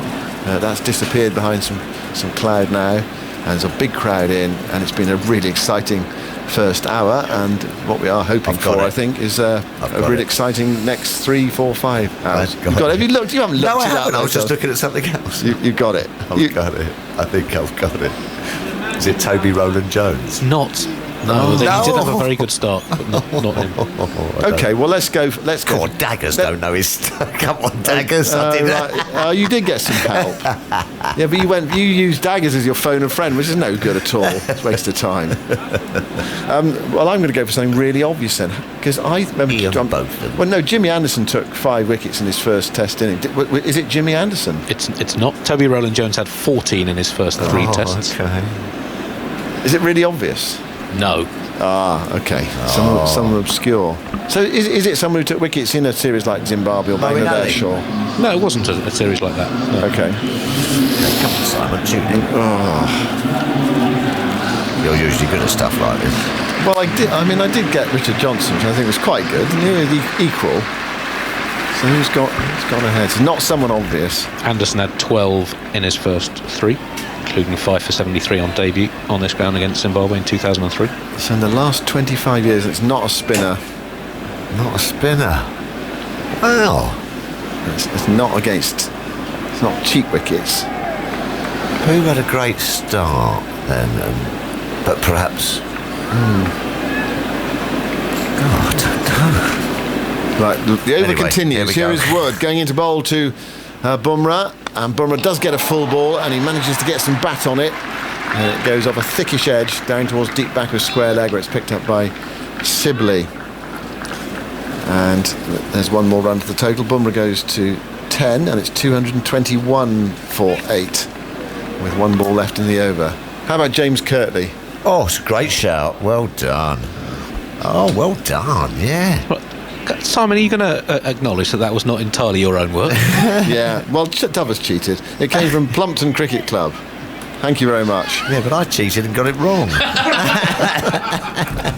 Them's the breaks, Tuvers. James Kirtley, 17 wickets in his first 3 tests, 25. Wood to complete the over. Goes in now and bowls to Shami, and Shami it's a full ball which he plays up towards mid-on, sets off the single, it's not there. Ball is thrown by Curran at the striker's end. Shami gets back, ball misses the stumps, it's backed up by Burns, and that is the end of the over. Well, it's been breathless stuff. 221 for 8, the lead is 194, and we're close to having the first hour. It's time for Alison Mitchell to bring a bit of calm to this box. Well, I don't think it's going to be calm. Every ball is an event at the moment here at Lord's. Swings, misses, Bumrah hit on the helmet, chat, sledges, it's all going on. It's exciting stuff. Brilliant. Last day. It's been a pulsating hour, Phil, hasn't it? Yeah, hasn't it? And for everyone who's come into the ground today, and it is pretty full, I have to say, taking advantage of the tickets on offer. Being treated, it's intense. And Ollie Robinson is in now to bowl to Bumrah, who gets a bounce, she swings hard at it, big top edge way down towards fine leg, bounces just in front of the fielder, comes back in, one taken, 222 for 8, the lead 195 then. And it is swinging with hope, but at the moment it is coming off for India, extending the lead from what it was at 154 at the start of the day. Deep Dasgupta's coming alongside me. If you caught your breath, Deep, it's been breathless. It is exciting, isn't it? And listen, I'm looking at that field placement, and this is what we were talking on television as well. You're bowling to number 10 and 11. Yeah, and there's one gully in place. They're steered away past point. Vacant point region out to the deep, and another single taken. I mean, when the bowlers first came on with the new ball, the men were around the bat and there were short legs in place, leg slips, that's all dissipated. It's just getting a little too emotional, isn't it? You're just getting carried away with whatever happened with when Jimmy Anderson was batting with the short ball and the bouncer theory. Yeah, I mean, listen, at this point in time, if you're in that Indian dressing room, you're all right. You're a little scared with this in terms of getting injured. As Bumrah faces up to Robinson, gets the ball on a length and he defends, gets well forward to it. I think the crowd enjoyed that. It's a solid defensive stroke. Fielded by Robinson. Yeah, the field is pushed right back, isn't it, on the leg side. Everyone on the boundary. You got 4 fielders on the boundary, the onside. You just got one catching position on the off, which is gully or fourth slip. You got 2 men boundary on the offside as well, deep point, and a really fine third man. To a ball which is 11 overs old. It still needs to be on the attack here. Robinson in, looking for that Yorker. It's been well dealt with by Bumrah. Worked it out to Anderson at between. He's not quite long on. He's in from the boundary about 3/4 of the way back. He's lent forward to field and the single added. Andy. Well, just more on Bumrah's batting this series. Now 40 runs from 58 balls. Before this series, he'd scored 43 runs in 30 innings from 196 balls at an average of 2.2. So he's delivering. Inspired Bumrah. This little partnership, 15 off 25. Shami facing up now to Robinson, who races in, right arm over, gives him a fullish to ball, which is clipped past the square leg umpire out to the deep, and Sam Curran moves in, picks up another one added. Lead up to 198. Yeah, the resolve that especially Shami has shown, and obviously Bumrah here, is really, really good to see. It's been quite hostile, the bowling. And on Shami, you mentioned that coming into this game he'd been out on average once every 8 balls since the start of the 2018 series. This is now his longest innings since then, and his last 22 test matches. He's been out there for 22 balls, Shami. It's Bumrah facing up here, and Ollie Robinson in again. There's the short one, and he just pulled out the shot, shaping up for the cut, and goes through to the keeper. 225 for 8, the lead 198, and our commentary continues on 5 Live Sports Extra digital radio via the BBC Sport website and BBC Sounds app. Our Radio 4 long wave listeners are leaving us just now briefly for the shipping forecast. And they will be back with us, because who would want to go away for too long with England striving for these last couple of wickets before they then set about a run chase. And it's great to see so many people in the ground today, including, I've noted that our friend George is in the crowd, who we were explaining the fielding positions to the other day. He's managed to take advantage of the offer of the £20 tickets that were on offer by the Lord's website. He says, I figured the best way to learn the fielding positions was to watch the game live whilst listening to TMS. So good to see you, George. I think he's somewhere in the grandstand. He's got a view across to the mound stand side of the ground. That's the best thing to do, George. Do more of that. Watch cricket live or listen to commentary. It's just the best thing to do in life, Deep, isn't it? Absolutely, yes. And especially if you have days like these in Test cricket, isn't it? This is wonderful, wonderful. But you know what? The other thing you've got to keep in mind, the overs remaining. Now, Andy, there were 75 overs remaining in the day? There's, technically 77, but they'll lose 2 for the changeover, unless the changeover is at lunch break. Right, so 75, and the run rate so far in this Test match has been around that 2.75, let's say 3 max. Should we getting into that zone as well? They're going to be able to score at 3 and over on a last day pitch. One slip in place, it's Joe Root as Wood is steaming in again. And this is played away with some aplomb by Shami, angling the bat and steers it behind point where Bairstow's fielding on the boundary, and he's able to take 1. So if the last 2 wickets were to fall quickly now, the required run rate for England would be about 2.7. So as each over goes past each runner scored, that's going to creep up. So that's been the average run rate right through this Test match, isn't it, and around that 2.75. Yeah, India's first innings was 2.88, England's 3.05. A bit of a late flurry there. India so far in this innings 2.4. It's just that equation, isn't it? How it's in the balance at the time these last wickets fall. The lead is up to 199. Bumrah facing up to Wood. He goes full, looking for a Yorker, and Bumrah gets his bat down, looking to drive. Clips it up towards the mid-on. That's the interesting part, right? You've got rid of the top 6, bowling good length, top of off stump, getting the ball to seam or swing around, and suddenly you change your length for your lower order batters. Yeah. Well, it's funny, isn't it? You think, well, we've got to do something different. We can bounce them or we can York them. Sometimes just your best ball will get any batsman. Talking about the tickets, that those who are in the ground have taken advantage of the cheaper cost. I don't think there are any more left to buy as Wood is in. Short ball, and it's swung around the corner. A bat with a glove down towards fine leg.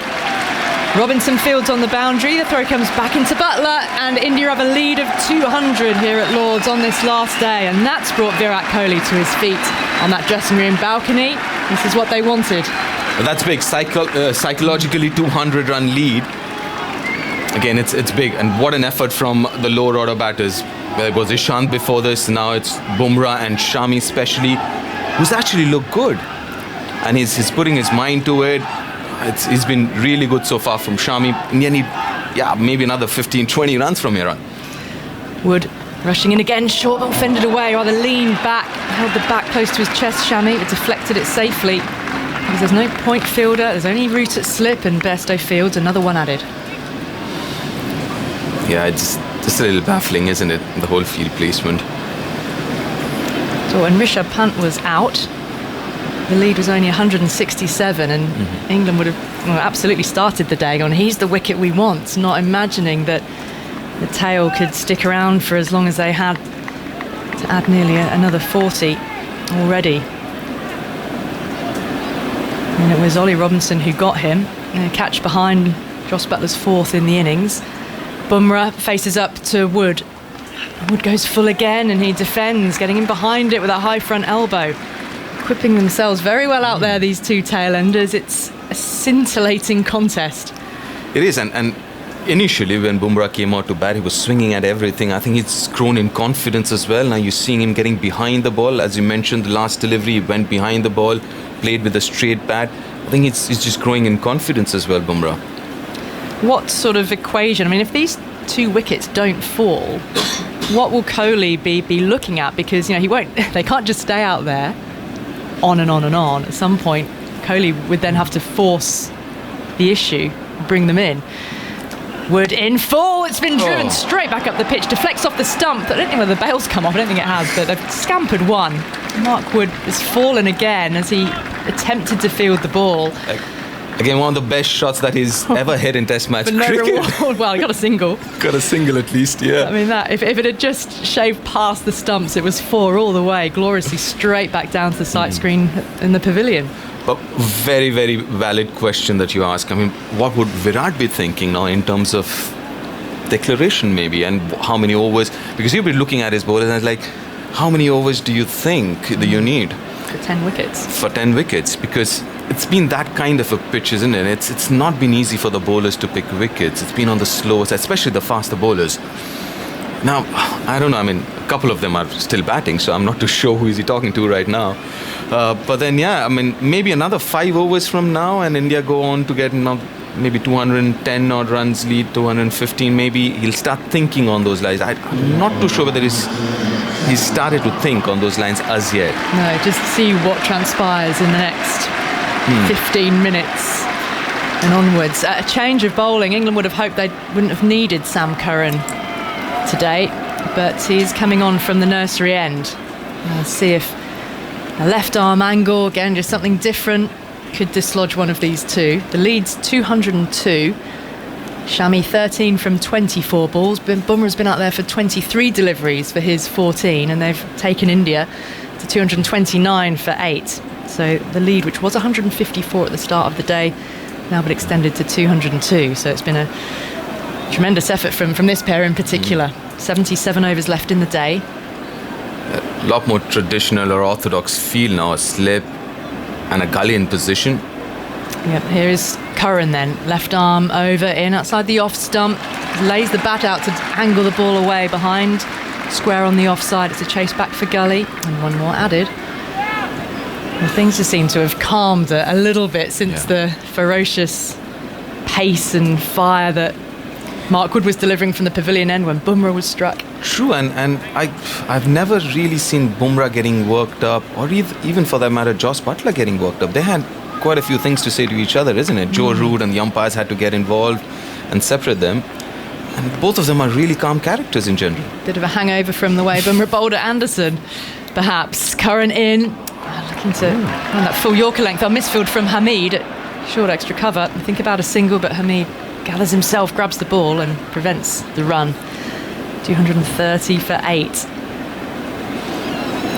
Fascinatingly poised. Overcast sky still at Lord's. It has been all morning.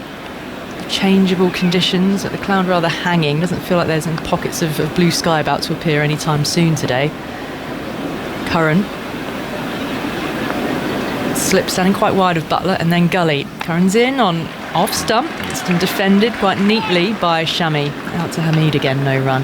And this effort also tells me if the Indian lower order really puts their mind to it, they can actually contribute more than what they have been of late. The way both Shami and Bumrah are batting, Ishant generally does that.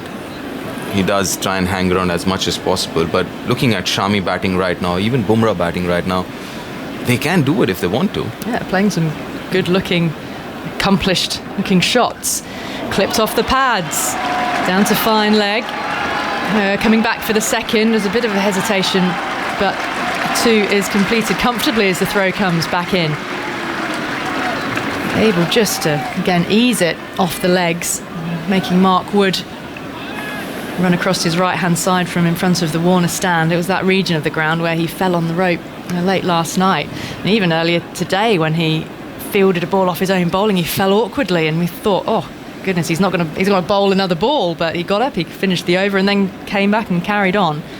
So he was assessed by the doctor at the ground today.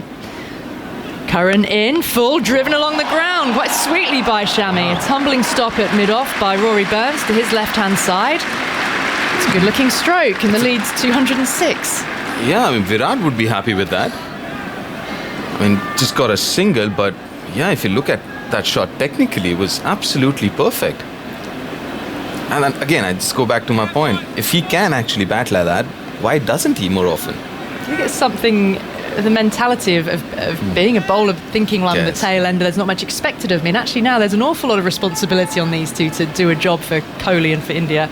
Around the wicket now, Curran to the right-hander, getting a bit of pace off. And the ball dies on Jos Buttler just in front of him. He isn't able to gather cleanly. That ends the over from Sam Curran. 233 for 8. India's lead 206, and Shami and Bumrah are playing well together. Well, a quick Bumrah update. Oh, yes. He's now matched his previous career tally in tests in this series. 43 runs in 3 innings from 65 balls. Previously 43, averaged 2.2 in 30 innings. He's doing all right, isn't he? He's doing all right. Shami's faced 28 balls. Only once in his 53 Test career has he lasted more than 30 balls. That was when he made his one Test half century at Trent Bridge in 2014 on that featherbed pitch. Here's another change with Sam Curran at one end. We're seeing spin and Moeen Ali. I mean, again, against tail enders, you would just think quick bowlers, bounce them, but perhaps if Moeen can find the type of delivery that he bowled yesterday to dismiss Jadeja, then, you don't need the pace and the brimstone. True, and it's a bit of a gamble, you can say, because obviously looking at a spinner, someone like Shami or Bumrah might want to fancy playing a few more shots. That could actually go against it because they've been very, very watchful so far. Yes, they've had a swing every now and then, but then looking at a spinner, they might just get a little overconfident and play too many shots than required. Well, given the state of the series as well, Deep, there are still 3 Test matches to go. To what extent do India want to make the game safe? Even because that's got to be a consideration as well. I mean, do you want a carrot for England? Do you want them to really believe they can go for the run chase, or do you want to make the game safe before then leading into 3 more matches? But here is Moeen Ali, going to be bowling to Shami's forward, and he's beaten straight away, pressing forward defensively. Nicely bowled by Moeen, slipping a short leg in place. Yeah, I mean, I think at this point in time, what you're really thinking is getting a few more runs.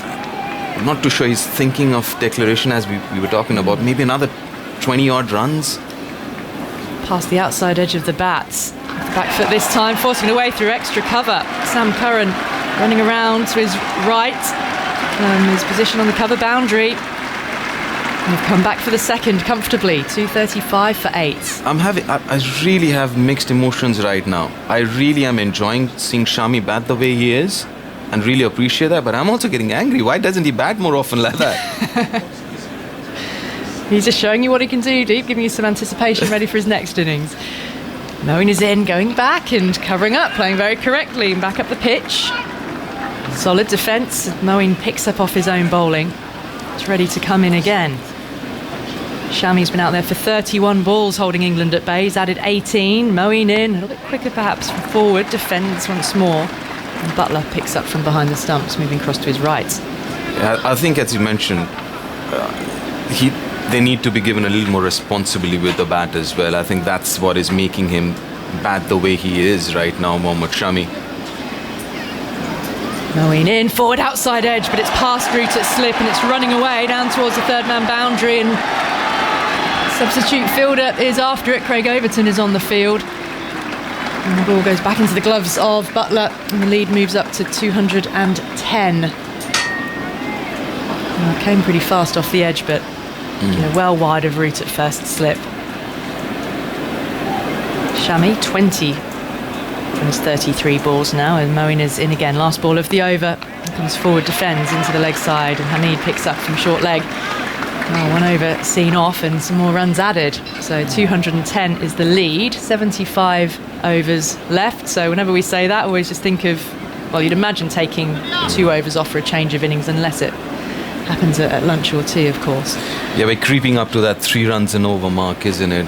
Slowly, and maybe you want to make it a little more challenging. Again, having said that, I don't think Virat would be thinking about anything around those declaration on those lines as of now. But yeah, if you have something like a 230, 235 with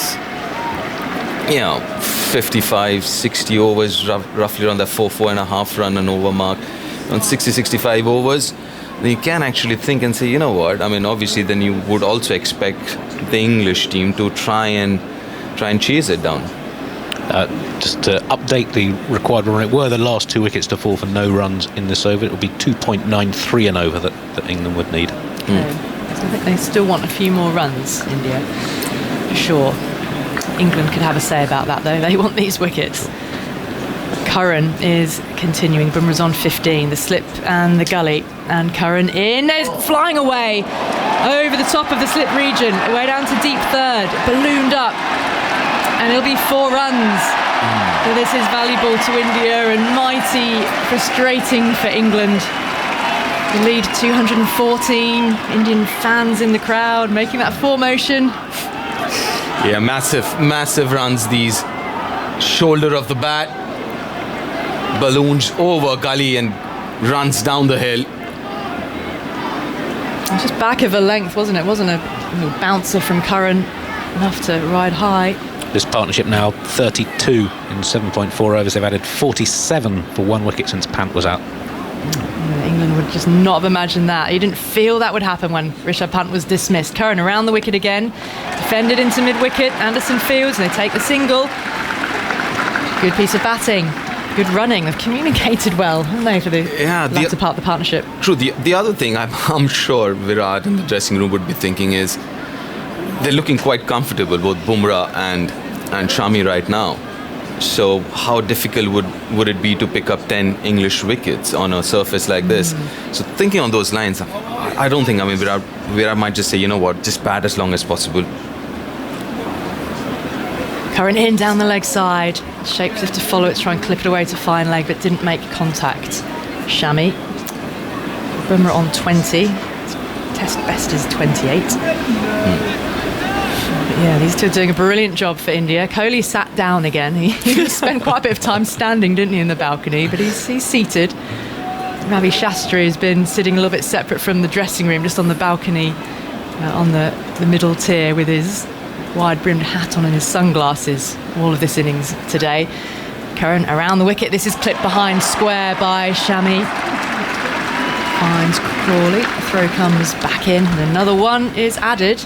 India are closing in on the 250 mark. Their lead is 216. England feel like they've just lost some of that zip and energy that they had when they dismissed Pant early on in the day. You can see that in the body language, can't you? Now they're just kind of expecting things to happen. Wouldn't mind seeing Jimmy Anderson right now and just bowl his orthodox line and length with more orthodox feel and try and nick these two out or get them leg before or something. Just a good classic ball that moves away, takes the edge. Sure. Well driven forward comes Bumrah, but gets no run because he picks out Haseeb Hameed. Oh, wow. Made some really nice looking shots, both of them have. Yeah, that was really nice, isn't it? A good big stride towards the pitch of the ball and then driving with a high elbow. Great technique. And we have Bumrah we're talking about here. Yeah, Bumrah, that's right. Spoken about that with Shami, haven't we? They're keeping up with each other. Bumrah on 20, Shami on 21. A partnership that is hurting England's chances in this test match. 9th wicket stand that's keeping England at bay, and Curran is in. Again, was it round wicket? Fell over slightly, just lost his balance. And he came forward to defend. So the lead, 216 here under overcast skies, but Shami and Bumrah doing a fine job for India. 243 for 8. Deep, I have a few more thoughts from you on the state of play, and then Simon Mann is coming back in. Thank you, Ali. And yeah, it's Moeen to continue from the pavilion, and this could be interesting. Shami's been very, very watchful and respectful in the last over when Moeen was bowling. Generally, he has a go every time he sees a spinner. But it's really impressive to see how he's kind of controlled his instincts here. Mohammad Shami, he's batted with a lot of responsibility. He's the senior pro out there, and he's showing it. He's showing the way to Jasprit Bumrah and maybe Mohammad Siraj to follow after this. Good afternoon, Sam. Good afternoon, Deep. Shami's played really well. He's 21 not out. Moeen goes into bowl to him, and forward he goes, playing into the offside, and there's no run. And just play normally now. They've got themselves into position where they can just, take the odd run here and there, and if the bad ball comes, just play normally. Take some time out of the game, see where it takes you, stick in. The onus is on England to try to make something happen here. Here's Moeen bowling, and it goes past the outside edge of Shami's bat. Just straight ball. He perhaps was just playing for a bit of turn, and it went past the edge, taken by Butler. 243 for 8. Shami 21 not out. Moeen goes in and bowls to Shami, who drives. Nice looking shot up towards the Warner stand for 4. That's glorious. One of the shots of the match. Kohli's out on the visitors' dressing room applauding vigorously. He couldn't have played it better himself. Wow, what a shot. Through extra cover, everything about that was right. That is amazing to see. Glorious stroke, fantastic from Shami. Kohli's going to be interesting to watch in the field this afternoon. Pumped up. Here is Moeen bowling to Shami. Shami's back, clipping that through mid-wicket for probably a single. Yeah, Bairstow's coming round in front of the Tavern stand. And there's one more to the total, 248 for 8. We're told there are no more tickets available today, but curiously the top level of the Tavern stand is completely empty. I'm sure there's a reason for it, but I wonder if there's a good reason for it. Bumrah is on 20, Moeen bowls. Forward goes Bumrah, defends into the offside. Buttler comes behind the stumps, and they have got themselves into a situation here now where they can play more judiciously. You don't have to be swiping and slogging as they were earlier, especially Bumrah. He can play normally. Moeen bowls, and Bumrah props forward and defends into the offside, and there is no run. That's the end of the over, 248 for 8. Somebody mentioned about Bumrah playing normally. I mean, what is normal for Bumrah? I mean, that's the big question, isn't it? In the way that batters play, yes, an orthodox, and then he did at the end of the over. I mean, he stopped. I mean, his normal way of playing, it seems to me, or where it started, was to have a swipe at everything, but he stopped doing that now. But his normal Test innings before this series on average was 2.2 off 10 balls. So outperforming himself here. He certainly is. And he's had a good series with the bat, because he made runs at Trent Bridge as well.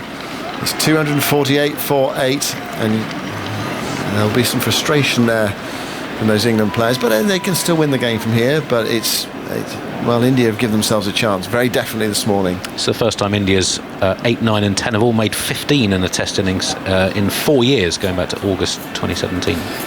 So last 4 years, so would have been these 3 or 4 guys anyways, right? So it would have been Shami, Bumrah and Ishant.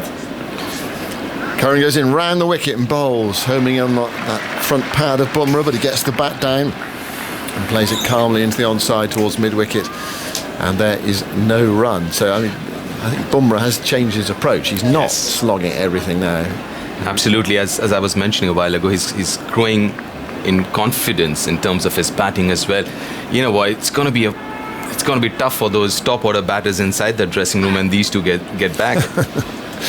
Curran bowls to Bumrah, and that's a good one. Goes past the outside edge of the bat, just past the off stump as well. And that's the point. England, if you bowl in that area with some attacking fielders, you might well get the lower order players out. But we had a situation earlier when they came in with only 6 men on the boundary. But anyway.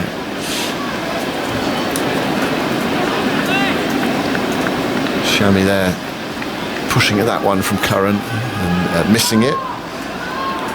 Shami on 26. Here goes Curran to bowl to him, and he gets the bat down just in time. Again, that was homing in towards that front pad, but he played it down towards fine leg and gets a single. And what's the partnership for this 9th wicket? Partnership 40 in exactly 10 overs. Wow, I mean that is beyond their wildest dreams, I would have thought. 40 at 4 and over, and the lead is 222. Buttler comes down to have a chat with Curran. We had that frenetic session leading up to the end of the first hour, but it's all quietened down a bit now. And England have made another change in the field. Bairstow is coming out from the slip cordon. He's going to short extra cover. So England down to 1 slip, who's basically a second slip. Curran bowls to Shami, drives nicely. It's a lovely looking shot. Bumrah rather drives. It goes up towards mid-off. And there is another fine shot from Bumrah. And I don't think Joe Root's on the no, field. he's just coming back on now. I can see him in the long room. There he is. He's just emerged from the long room. He's walking down the steps. Yeah, change of plans. I guess to bowl Fuller, he's got a short extra cover and a slip in position. Bumrah waits. Here goes Curran to bowl to him, and he's forward. Nice looking defensive shot. Oh, and then he realises eventually there's a run. He was being called through for a run, but he was actually admiring that lovely defensive shot he played. He had his head down, waiting for someone to take a photograph. And Shami was going, come on, there's one. And eventually they got through. He was so impressed with his own technique, I guess. 250's up. 250 for 8. Tremendous support for India today. Feverish atmosphere out there. A really exciting day in prospect, and this game has tilted very definitely, moving more towards India. Well, at least they've given themselves a big chance anyway. 2:23 the lead. Here is Curran bowling, straight delivery. Shami defends into the onside, up towards Anderson at mid-on. It is the end of the over, so Root is coming back onto the field with half an hour to go until lunch. There are 72 overs left, and India are 223 ahead. Michael Vaughan is alongside me, and I was with Michael in the far box a few minutes ago. And Michael, you were expressing one or two strong opinions there about England's tactics this morning. Well, they've been ridiculous. I don't think it's always easy to set up here, but generally captaincy is your opinion, and you'll do it slightly different. It's been all over the place this morning. I can't get my head around the fact that England haven't realised with the second new ball, you're bowling to Jasprit Bumrah, who averages 3 in Test match cricket. There was one stage they didn't have a slip. You got someone bowling 90 miles an hour to someone averaging 3 in Test cricket, and they've not got a slip. They had 7 fielders on the boundary to Jasprit Bumrah. Again, it can sometimes be that we see it differently through the glass of the commentary box, but that is just not right. It can't be right. You just bolt it at the top of off stump. You create a little bit of suspicion with your fields to tail ends because they're not that good. You just got to create a little bit of suspicion. But when you've got the likes of Mark Wood, Ollie Robinson, Jimmy Anderson, just hit the top of the off stump as many times as you can. Well, here is Anderson back into the attack, and the lights are coming on as well. Moves into bowl to Bumrah, and Bumrah comes poking forward and plays it way into the onside. Gets a bit lucky there. He does get a single, and there's so many of those for India today.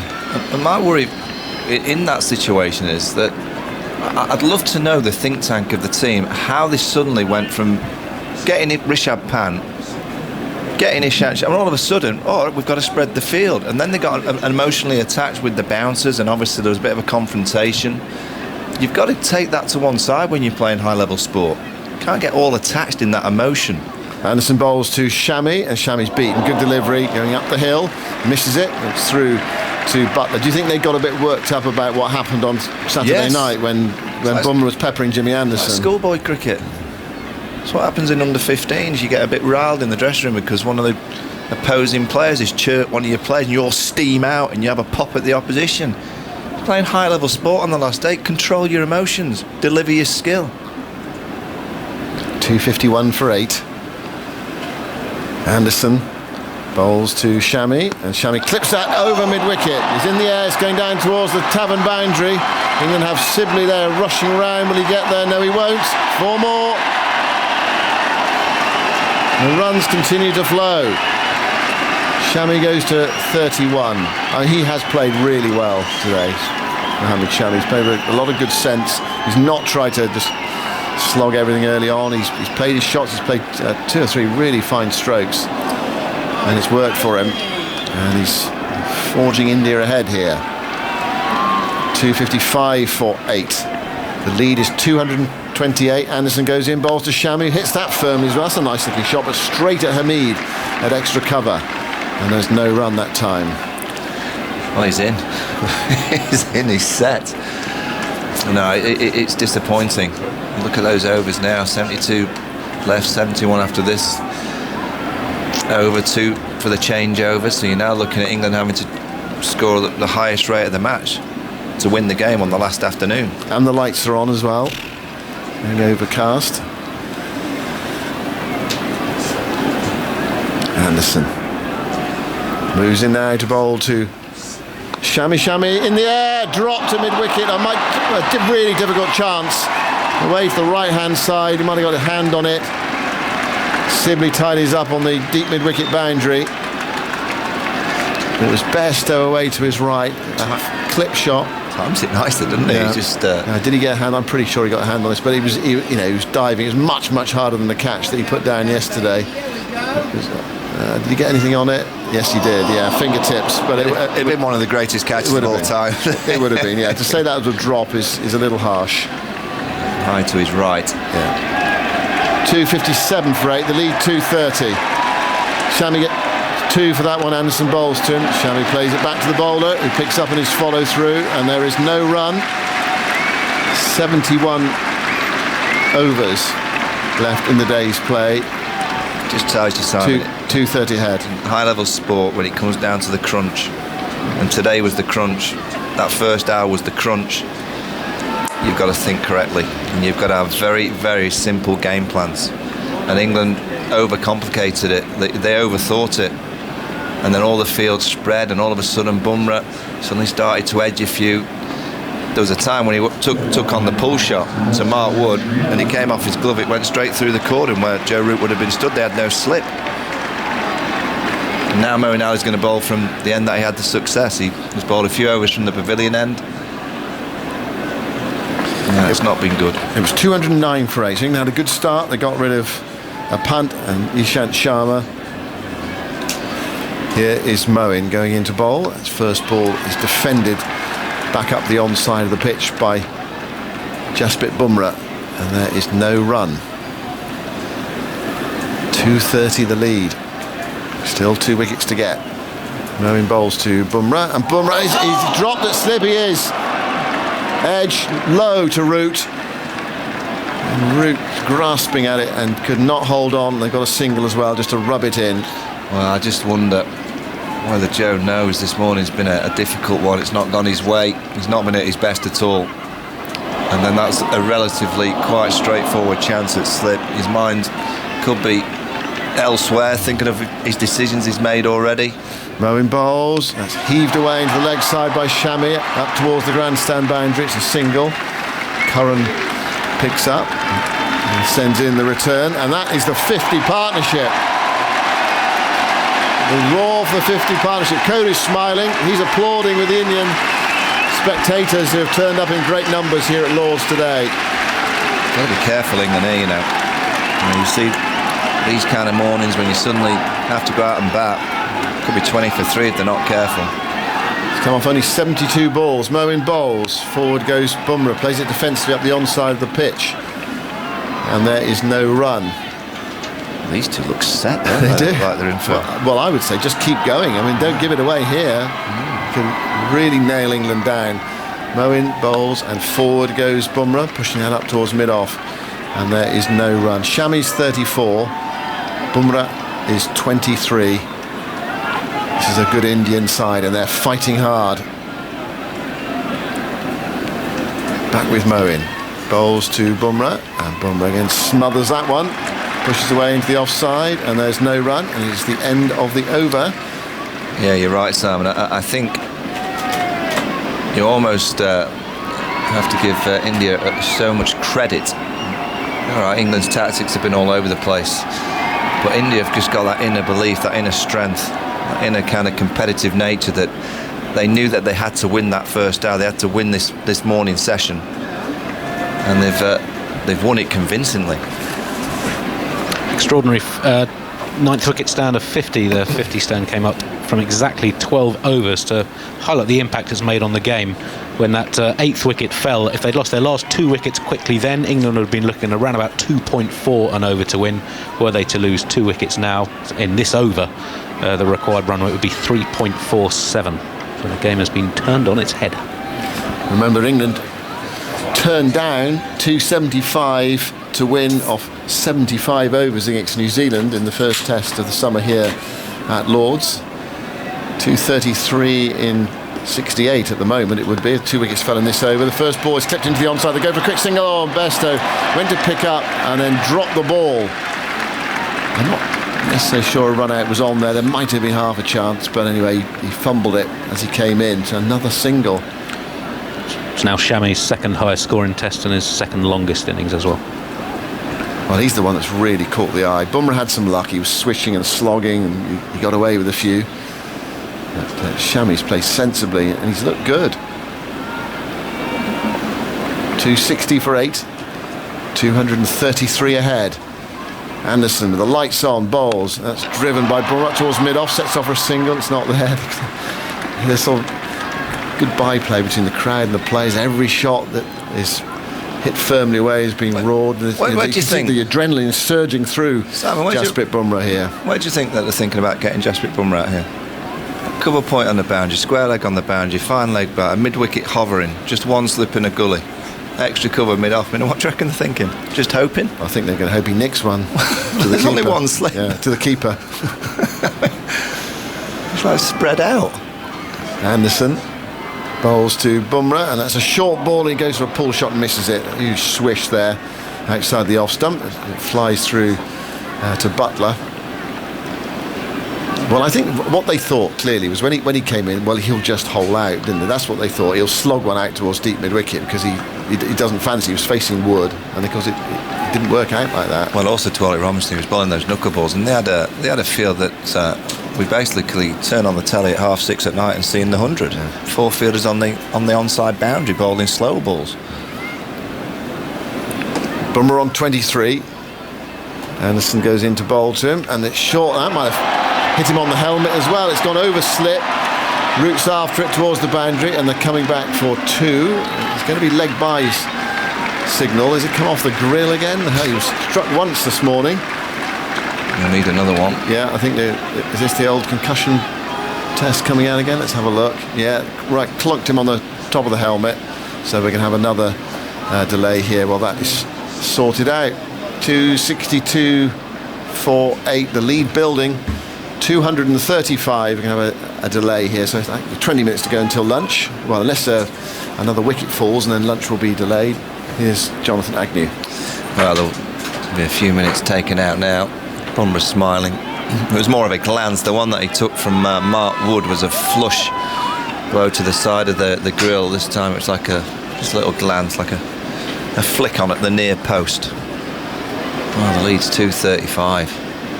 It's almost getting to the stage that if England bat, will they go for them? Will they even think about this target, or will they just accept that it's been a bad day, try and get out of this game with a draw?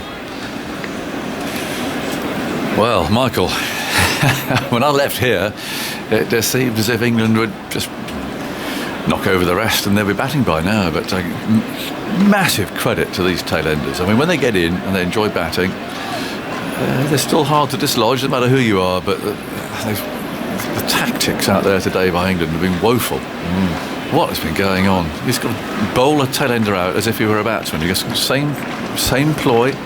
He's a tail-ender because he hasn't got the technique to cope with the length ball. That's how he gets out.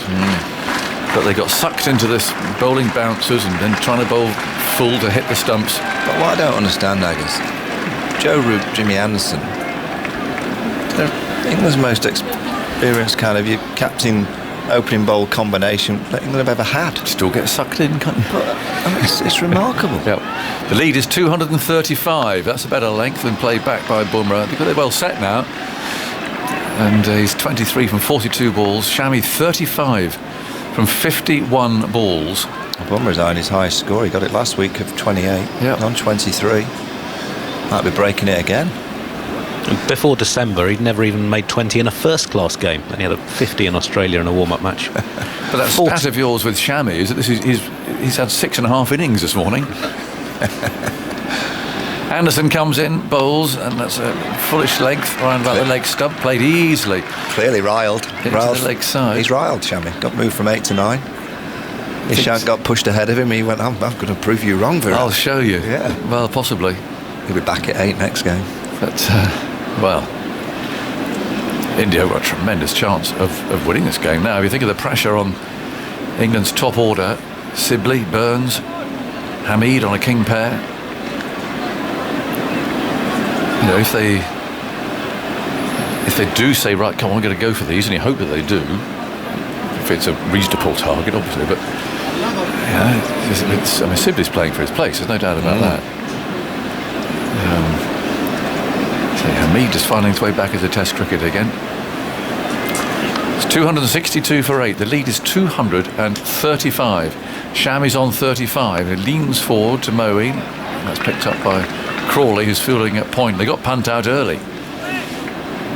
Lovely ball from Robinson. He was caught behind. And that seemed to be the hard work done. Just mop up the rest. Moeen again. Tosses this up, and that's swiped away. Big hit this. I think it landed just inside the rope. Anderson was backpedaling and couldn't get underneath it. But he was up inside the ring. Yeah, signal 4. Just popped over his head. Well, he's taking it on. Shami, 39. Anderson stays back. There's still a short leg and a slip. Then goes Moeen and bowls, and that's hammered away off the back foot. Too short from Moeen. And Sibley fields deep in the covers. 1 more to India. Looking at the overs left, 69, take 2 out, 67 overs. And the target's 240. And there's still Siraj to come. He'll fancy him, won't he? Well, I might fancy having a few. He might be exhausted watching his partnership, I should think. I don't think he's waited this long to bat before. Moeen again bowls. I think just easily played by Brummer. Oh, he's in now. The thing is with the spin, I was talking to Phil about it next door. I mean, if you are 9-10 and the spinner comes, you just block it. In this situation, you're taking time out, aren't you? He's not going to scare you out. Just play him. Moeen again, bowls. Oh no, that's edged past Root. It wasn't a catch, but it's more runs. 2 of them. As Overton throws that one back down at third man. 269 for 8. Back into his stumps there to a good length ball. Just went wide of Root's right hand. The lead, 242.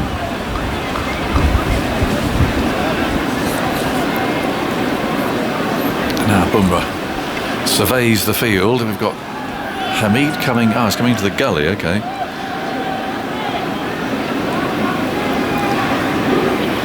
Both crouching there in the offside. Root and Hamid.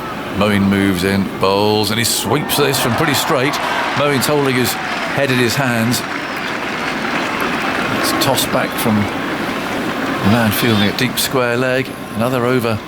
Well, not only is chalked off, but runs added. The lead 243. And there's 68 overs remaining in the day. That's 270 for 8. So the required run rate should the last 2 wickets fall for naught in the overs now would be 3.74 per over. As I said earlier on, it was around about 2.4 per over at the start of this partnership, where those last 2 to have fallen quickly. So 3.79, is it? Yep. And what did this remind us of the New Zealand it was non-chase? 273 off 75, which was 3.64 and over, so it's now beyond that. Right. 270 for 8. Low cloud around, the lights are on. Anderson continues, bowling to Bumrah. In he comes now, bowls, and Bumrah drives him nicely off the front foot. The ball rolls away to mid-off.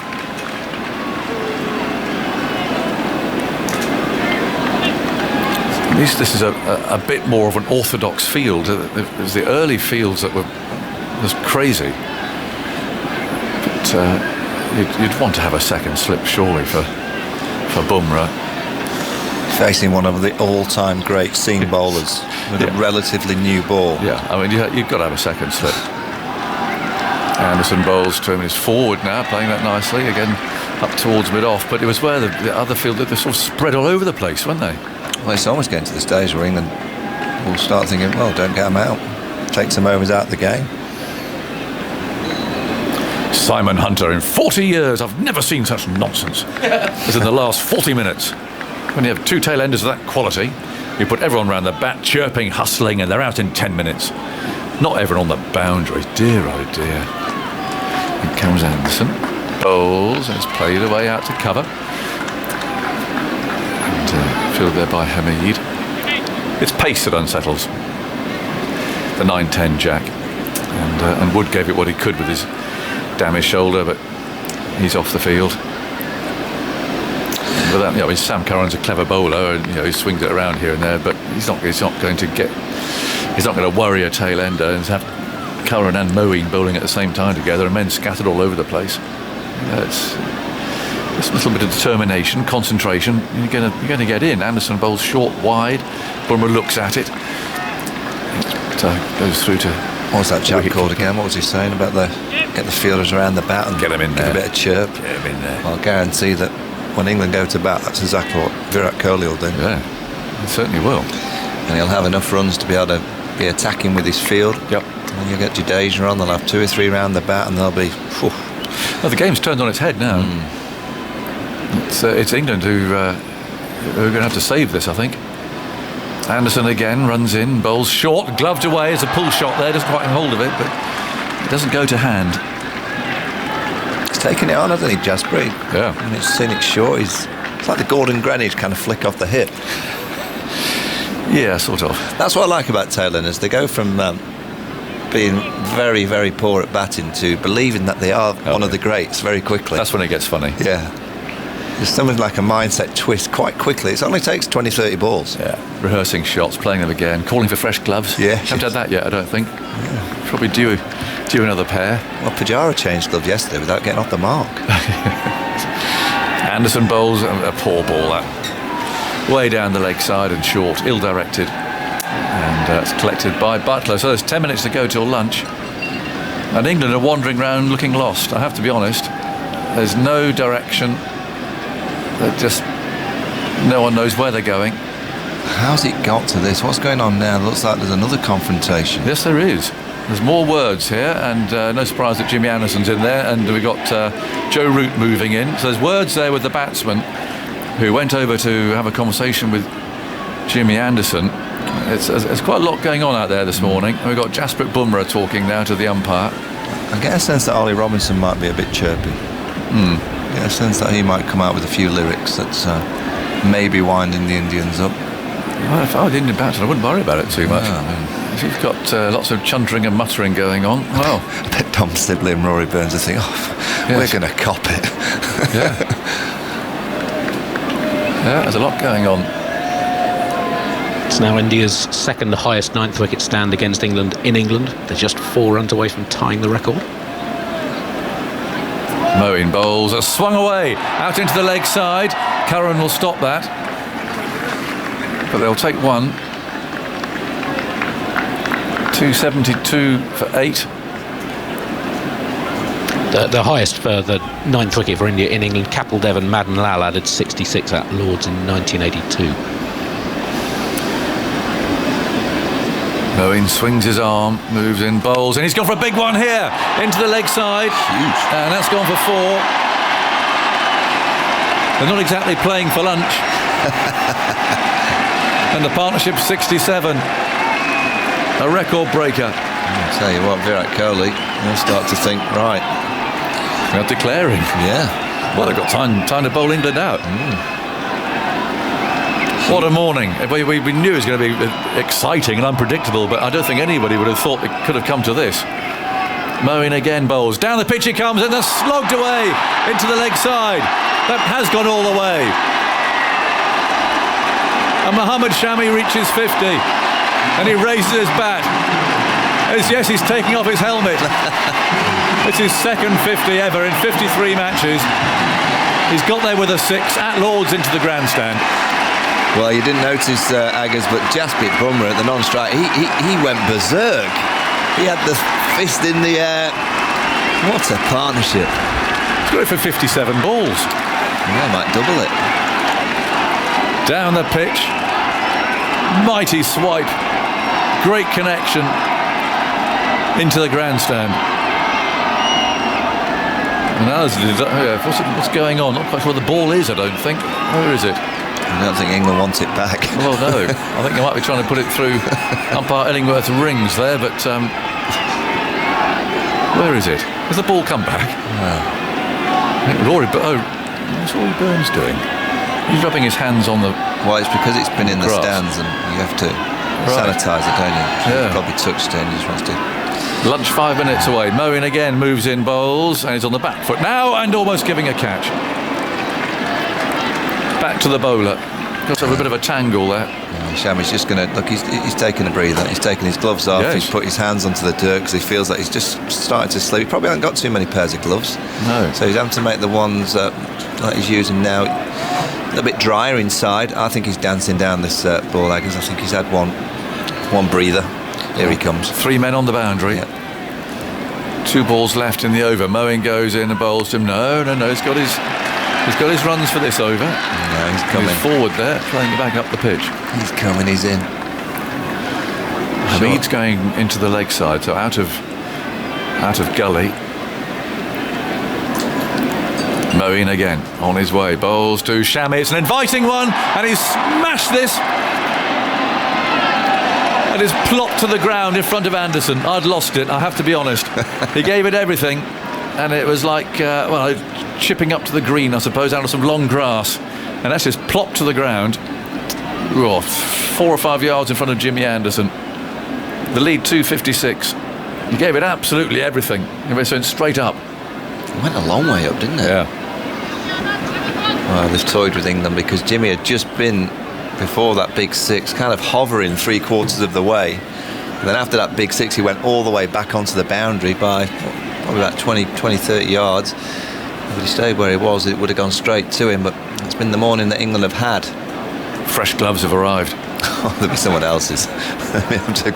He won't have a second pair, will he? There's only one over before lunch, but anyway, I think they're both changing gloves. Well, this is where Test cricket's mad, isn't it? They were allowing this break when you've got 4 minutes to go till lunch. That should not be allowed to happen. Andy, looking predatory. Shami's a half century. Yes.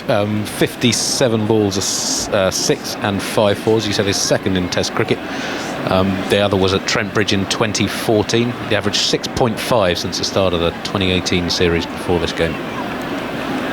283 for 8. Shami's on strike. Anderson comes in, bowls to him, and he fields outside the off stump, misses it. I was wondering, Andy, when you arrived this morning, the least likely words you thought that you might say, I suggest this morning, were Shami's 50, 57 balls. Well, partnership with Jasprit Bumrah of 74 and 16.4 overs. Maybe if Pant was still in, you thought that was a vague possibility. Yes. Bumrah needs one more for 100 career Test runs, 43 before this series. Anderson bowls, Shami flick. Oh, that's a lovely wristy stroke. A slight concern, Eggers. I've just seen the WinViz on the screen. Oh, yes. It has England as a 1% chance of victory. Yeah, it's gone now. And it has the draw at 75%. And that's now Shami's highest Test score. Yeah, 1 out to deep mid wicket. They just flicked it away. Viv Richards. Yeah, England won't win from here now. You see times like this that the pitch has played well, hasn't it? Hasn't had any gremlins today. There's not been a great deal of swing or seam. There's not been a massive amount of spin. But we've seen it before that a team that's bowling for victory suddenly starts to make things happen. Anderson bowls, steered off the back foot by Bumrah. Scurry, another single. Burns throws the ball at the stumps, misses it, picked up by Bairstow. That's now Bumrah's highest Test score, beating the 28 made in the last Test. Well, he's having a great series with the bat. So there'll be 63 overs left after lunch. And, well, the lead is 258 to 6. I mean, it's not going to get those. In comes Anderson. Bowls. Played out to cover. So then it becomes a question again of focusing on the batsman to save it. No slip-ups. Yeah, I wonder if Virat Kohli will declare at lunch or he'll just send this pair out just for a couple of overs to swing a few more. He may be thinking, look, I just want to absolutely nullify England's chances of winning. Just that 1%, I just don't want, with any kind of consideration of winning the game. Men round the bat. Yeah. Put pressure on. 2 balls remain. Probably lunch then. Anderson again, rather murky above bowls. Immaculate defensive stroke there from Shami. 52 not out from 64 balls. Bumrah 29 from 54. He's played innings that, you know, you see really good players that, you know, when they're out of form and they come out playing lots of shots early to get to 20, to get their numbers going. You know, Steve Waugh used to do that, didn't he? Come out swinging and then go back into his groove and start to play. Well, Shami's played that kind of. He came out swinging, didn't he? Anderson bowls to him, and again a beautiful defensive stroke, sends the ball to cover. Umpire Illingworth looks at his watch. They're thinking about one more. Is that going to be it? Umpire Gough has the decision to make, striding in from square leg, and England just want to get off. 285 for 8.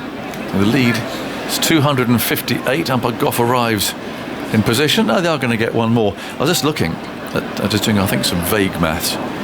25 overs bowled today. They're at 104, and that's without Pant. Yeah, it's been fantastic batting, great courage as well. You can think Bumrah's been hit on the head a couple of times, been hit in the ribs. Shami got that one to the shoulder quite early. Now, do you reckon Bumrah's thinking, I'll just see this over out, not out at lunch? Oh, that'd be nice. Here's Moeen, and he bowls to him, he comes forward. Just defends that very solidly indeed. Hamid Fields. Well, it's going to be pretty flat in that England dressing room at lunchtime. That's for sure. And very buoyant down the corridor. As Moeen bowls, Bumrah forward. Well, he'll have been 12th man. He's gone to batsman and say, what would you like for lunch? And now someone's going to come and say it to him. Do you want it in the room? What do you want, Jasper? Do you want it outside or? Do you want it right in a tray? Do you want a bit of cold stuff because you're still batting? Yeah. Moeen again bowls to him, forward he comes resolutely. He's playing for lunch now. He might fancy having a shower. He's fresh enough. Well, let's get these men in. I mean, if you're playing like this, get the mid-wicket, get them all up and just say, come on, Moeen, toss it up, see if he has a swipe. I'm afraid, Aggers, England's tactics have been a long way short this morning. Yeah. Moeen again bowls, and that creeps away off an edge. Down to third man it goes. One more. 286 for 8.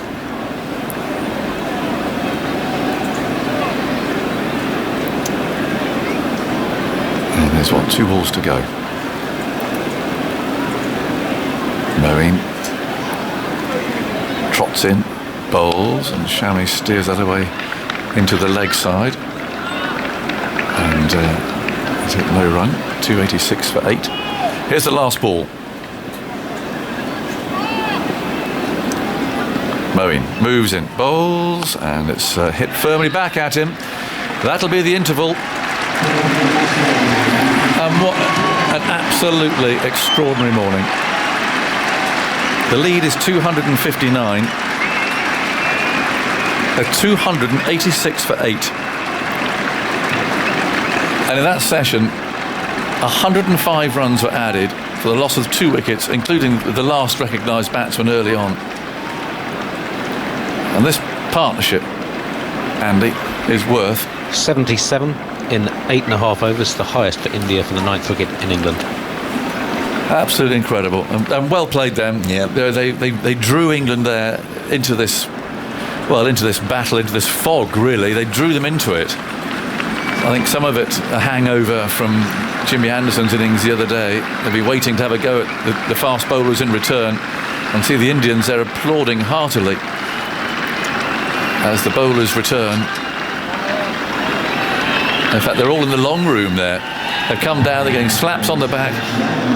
Real smiles there on the faces of the Indian players who've gone down the stairs to meet them in the long room. Well, I reckon there's something in that. I reckon that's something that Ravi Shastri at Curly would have said, come on, let's go and meet them and make sure the England team see us down there meeting them, because they've just produced an incredible hour and a half of cricket. You know, India are a team that, you know, they're high in class, and they knew they had to win that hour and a half. Once they'd lost Rishabh Pant and then they lost Ishant Sharma, they had to somehow find a way, and that's what really good teams do. They find a way of staying in the game and then grabbing the game. England this morning, from being in a position of strength, just did not know how to get that kind of real key moment going their way. They didn't have that instinct to just keep it simple. They overthought it. They got it into their heads that they had to be really complicated with their field setting, and it's it's really given India. It's only a small chance because there's only 2 sessions left in the day's play and in the game. But I just wonder how much that will impact the rest of the series if England manage to survive today. I mean, you feel now there's only one side that can win this. Absolutely. And this morning it was all open, and Pant was out early. 13 runs have been added overnight when Pant was dismissed. You thought, right, here we go. They'll knock over this tail. The record. Their record is what it is, and it's their record is there for a reason. They keep getting out. They're not very good, but somehow today, I said they lured England. They distracted them. They've got them off the basics, just the essentials that you have to do when you're bowling at tail-enders. That's the word. Focus, ruthless. Yeah, that is the word, Aggers, basics. The best teams in the world across all sports manage to deliver the basics when the pressure's on. England this morning didn't know what the basics were, and they went, generally, tactics, you go plan A, plan B, plan C.